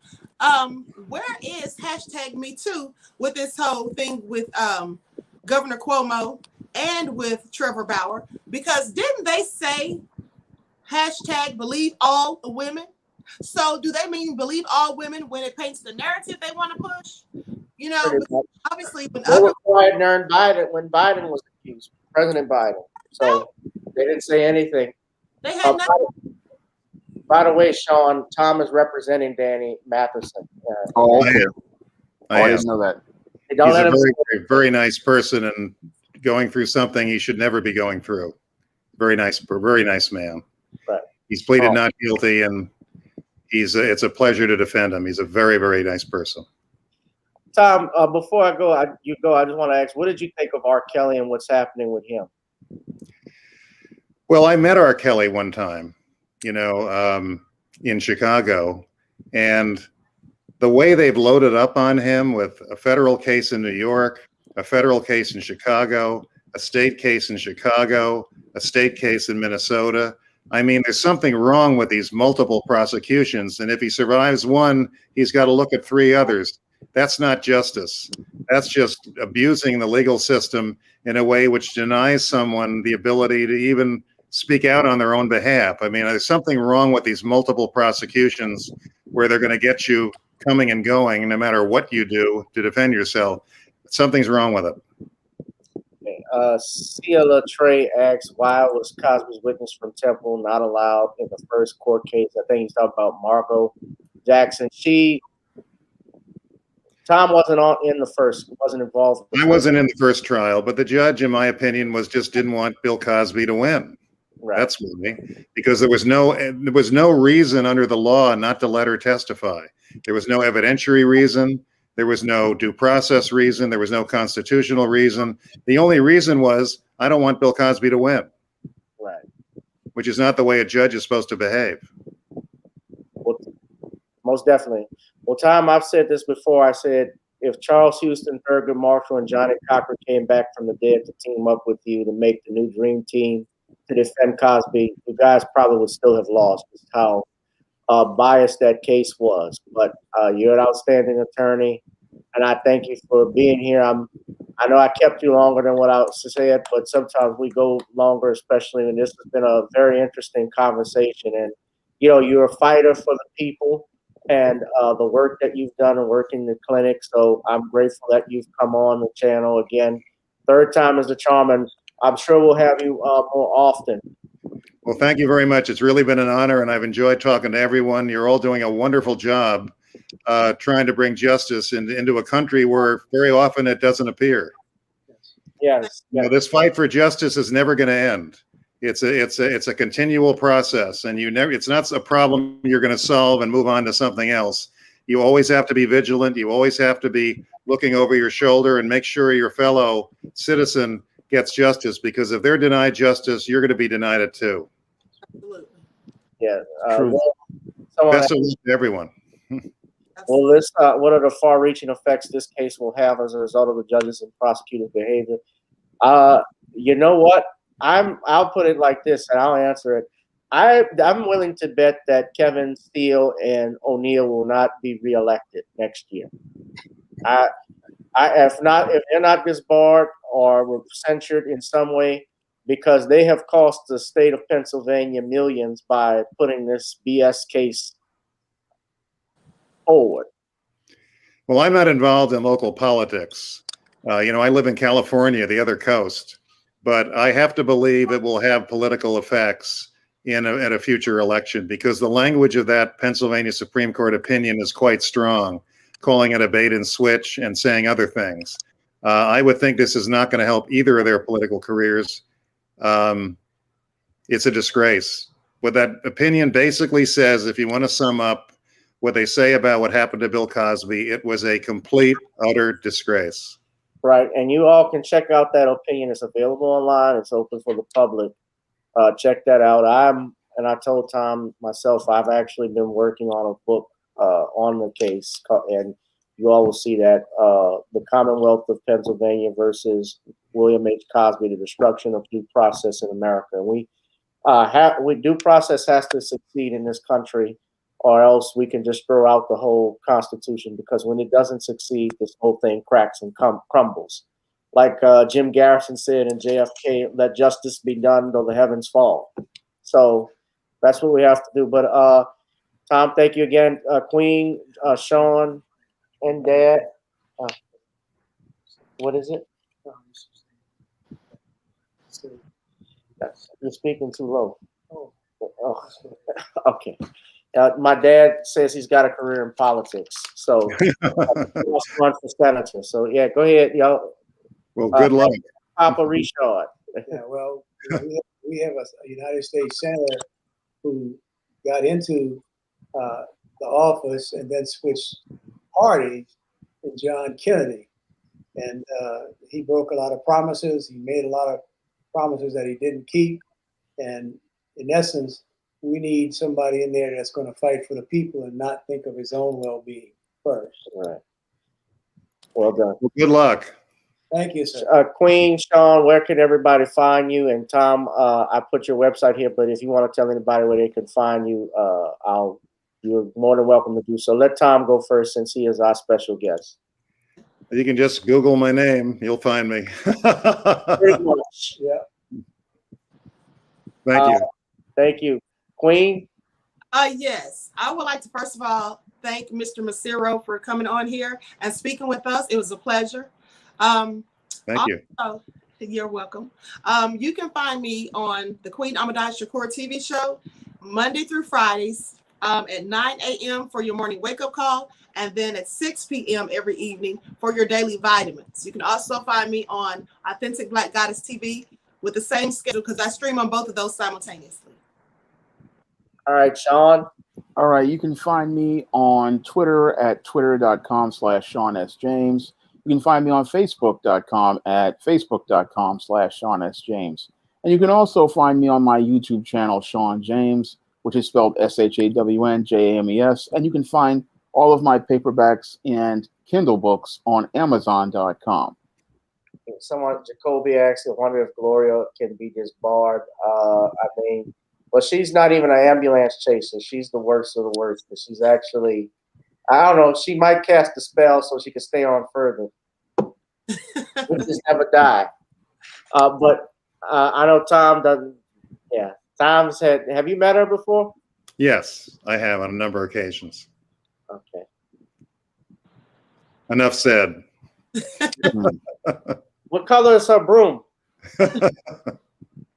No comment, Tom. I know lawyers gotta respect each other. I'm familiar with the professional rules of conduct. So anyway, guys, that has been it for me and Dad. I also want you all, and Tom, I gotta send you some of my seasoning that my father and I started, and I'm gonna show the website. We've gone live, and people can buy it. Well, I gotta put some other stuff in there, but people will be able to buy stuff. This is our website, Nawny'sCreoleBlends.com. Our tagline: "Try it on chicken, meat, or fish. Nawny's goes great with every dish." So I think I have your address. I can send it, and I'll ask you for it, so I can send you some. You can try. I'd love to. Thank you. Yes. And Shawn, thank you for coming in. Shawn comes on practically every Thursday with me. So, and Shawn drops his knowledge. I appreciate it. And I appreciate you, Queen, because you bring the royals and royalettes in the comment box. So, also, Queenie said, Tom is pleading the fifth on Gloria. Gloria represents herself as a publicist, not attorney, that she knew that case was a fraud. Yeah. Andrew Wyatt had said something like that. Do you still talk to Andrew Wyatt? Sure, all the time. He's a good friend of mine. Oh, I didn't ask you. Where were you when you found out the news? Well, I was in Los Angeles. I was doing some legal research and got a couple of emails from friends saying, "Have you seen what happened?" And then one thing led to another. It was a wild day. Yeah. So this is a victory. Oh, absolutely.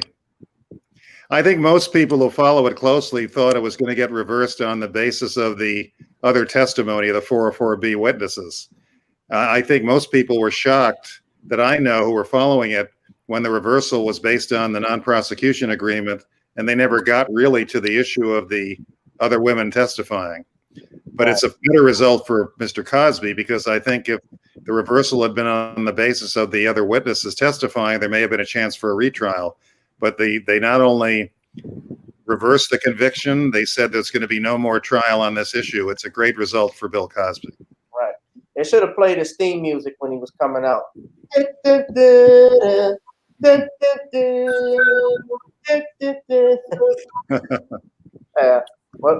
Well, thank you, Tom. Thank you, Shawn. Thank you, Queen. I appreciate all of you in the chat room. Thank you, Baby Doll, who was my 1,000th subscriber, for putting me over. I appreciate it. And this has been another edition of Gavin Richard Presents. Oh, thank you, Dad. Say good night. Good night. But We'll see everybody. Thank you very much. Thank you. Take care. Everybody, let's get on up. Please download that song. Got to get on up. Thank you again. This has been a great night. Good night, everyone. Good night. Peace and blessings.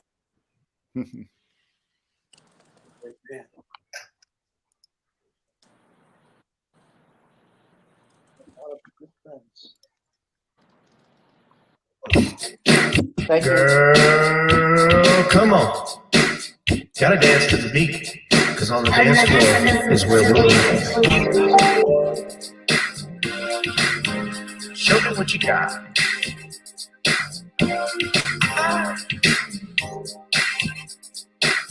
Gotta feel the groove. Feel the groove, get on the floor. Get on up. Right now the party's wasted. There's nothing much to do. But once the groove gets started, tell me, what do you have to lose?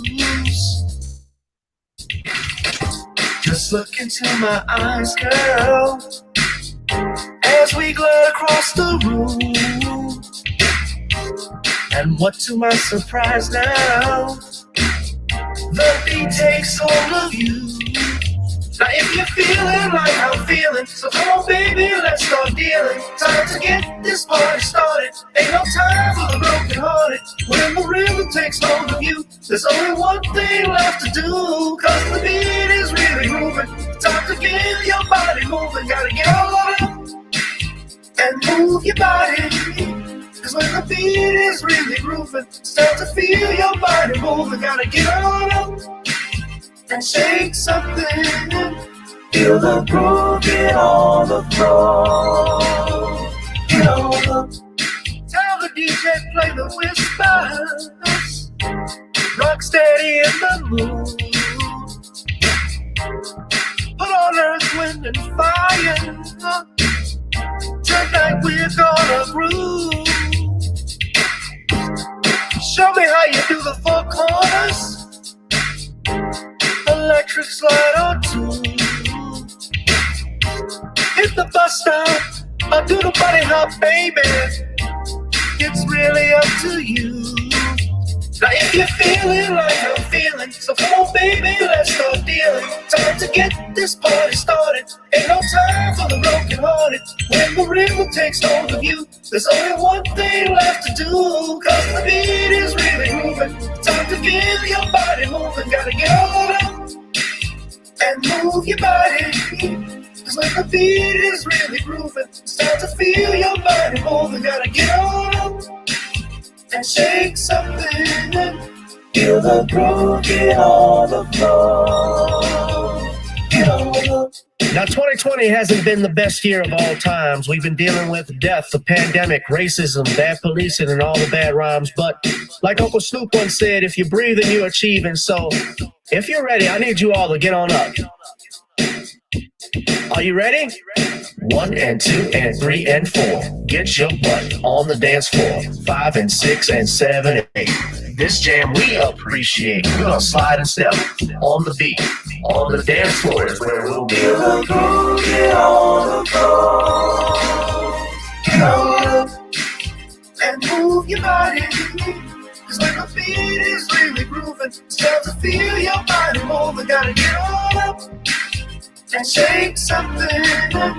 Feel the groove, get on the floor. Get on up, baby. Yeah, gotta get on up. Come on, baby, gotta get on up, baby. Feel the groove, get on the floor. Get on up. Good night, guys.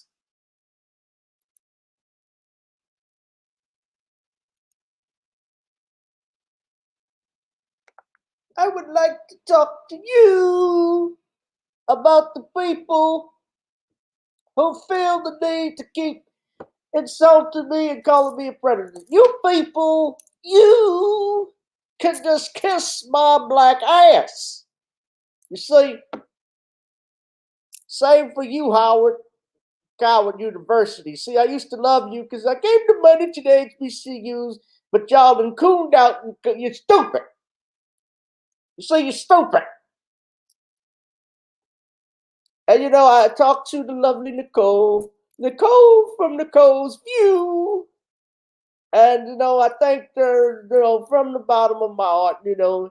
You know, it just, you know, she was just perfect and wonderful, you know, not like Camille, but she was nevertheless a sweet young lady. Want a drink? Oh, guys, that was just too easy. Too easy.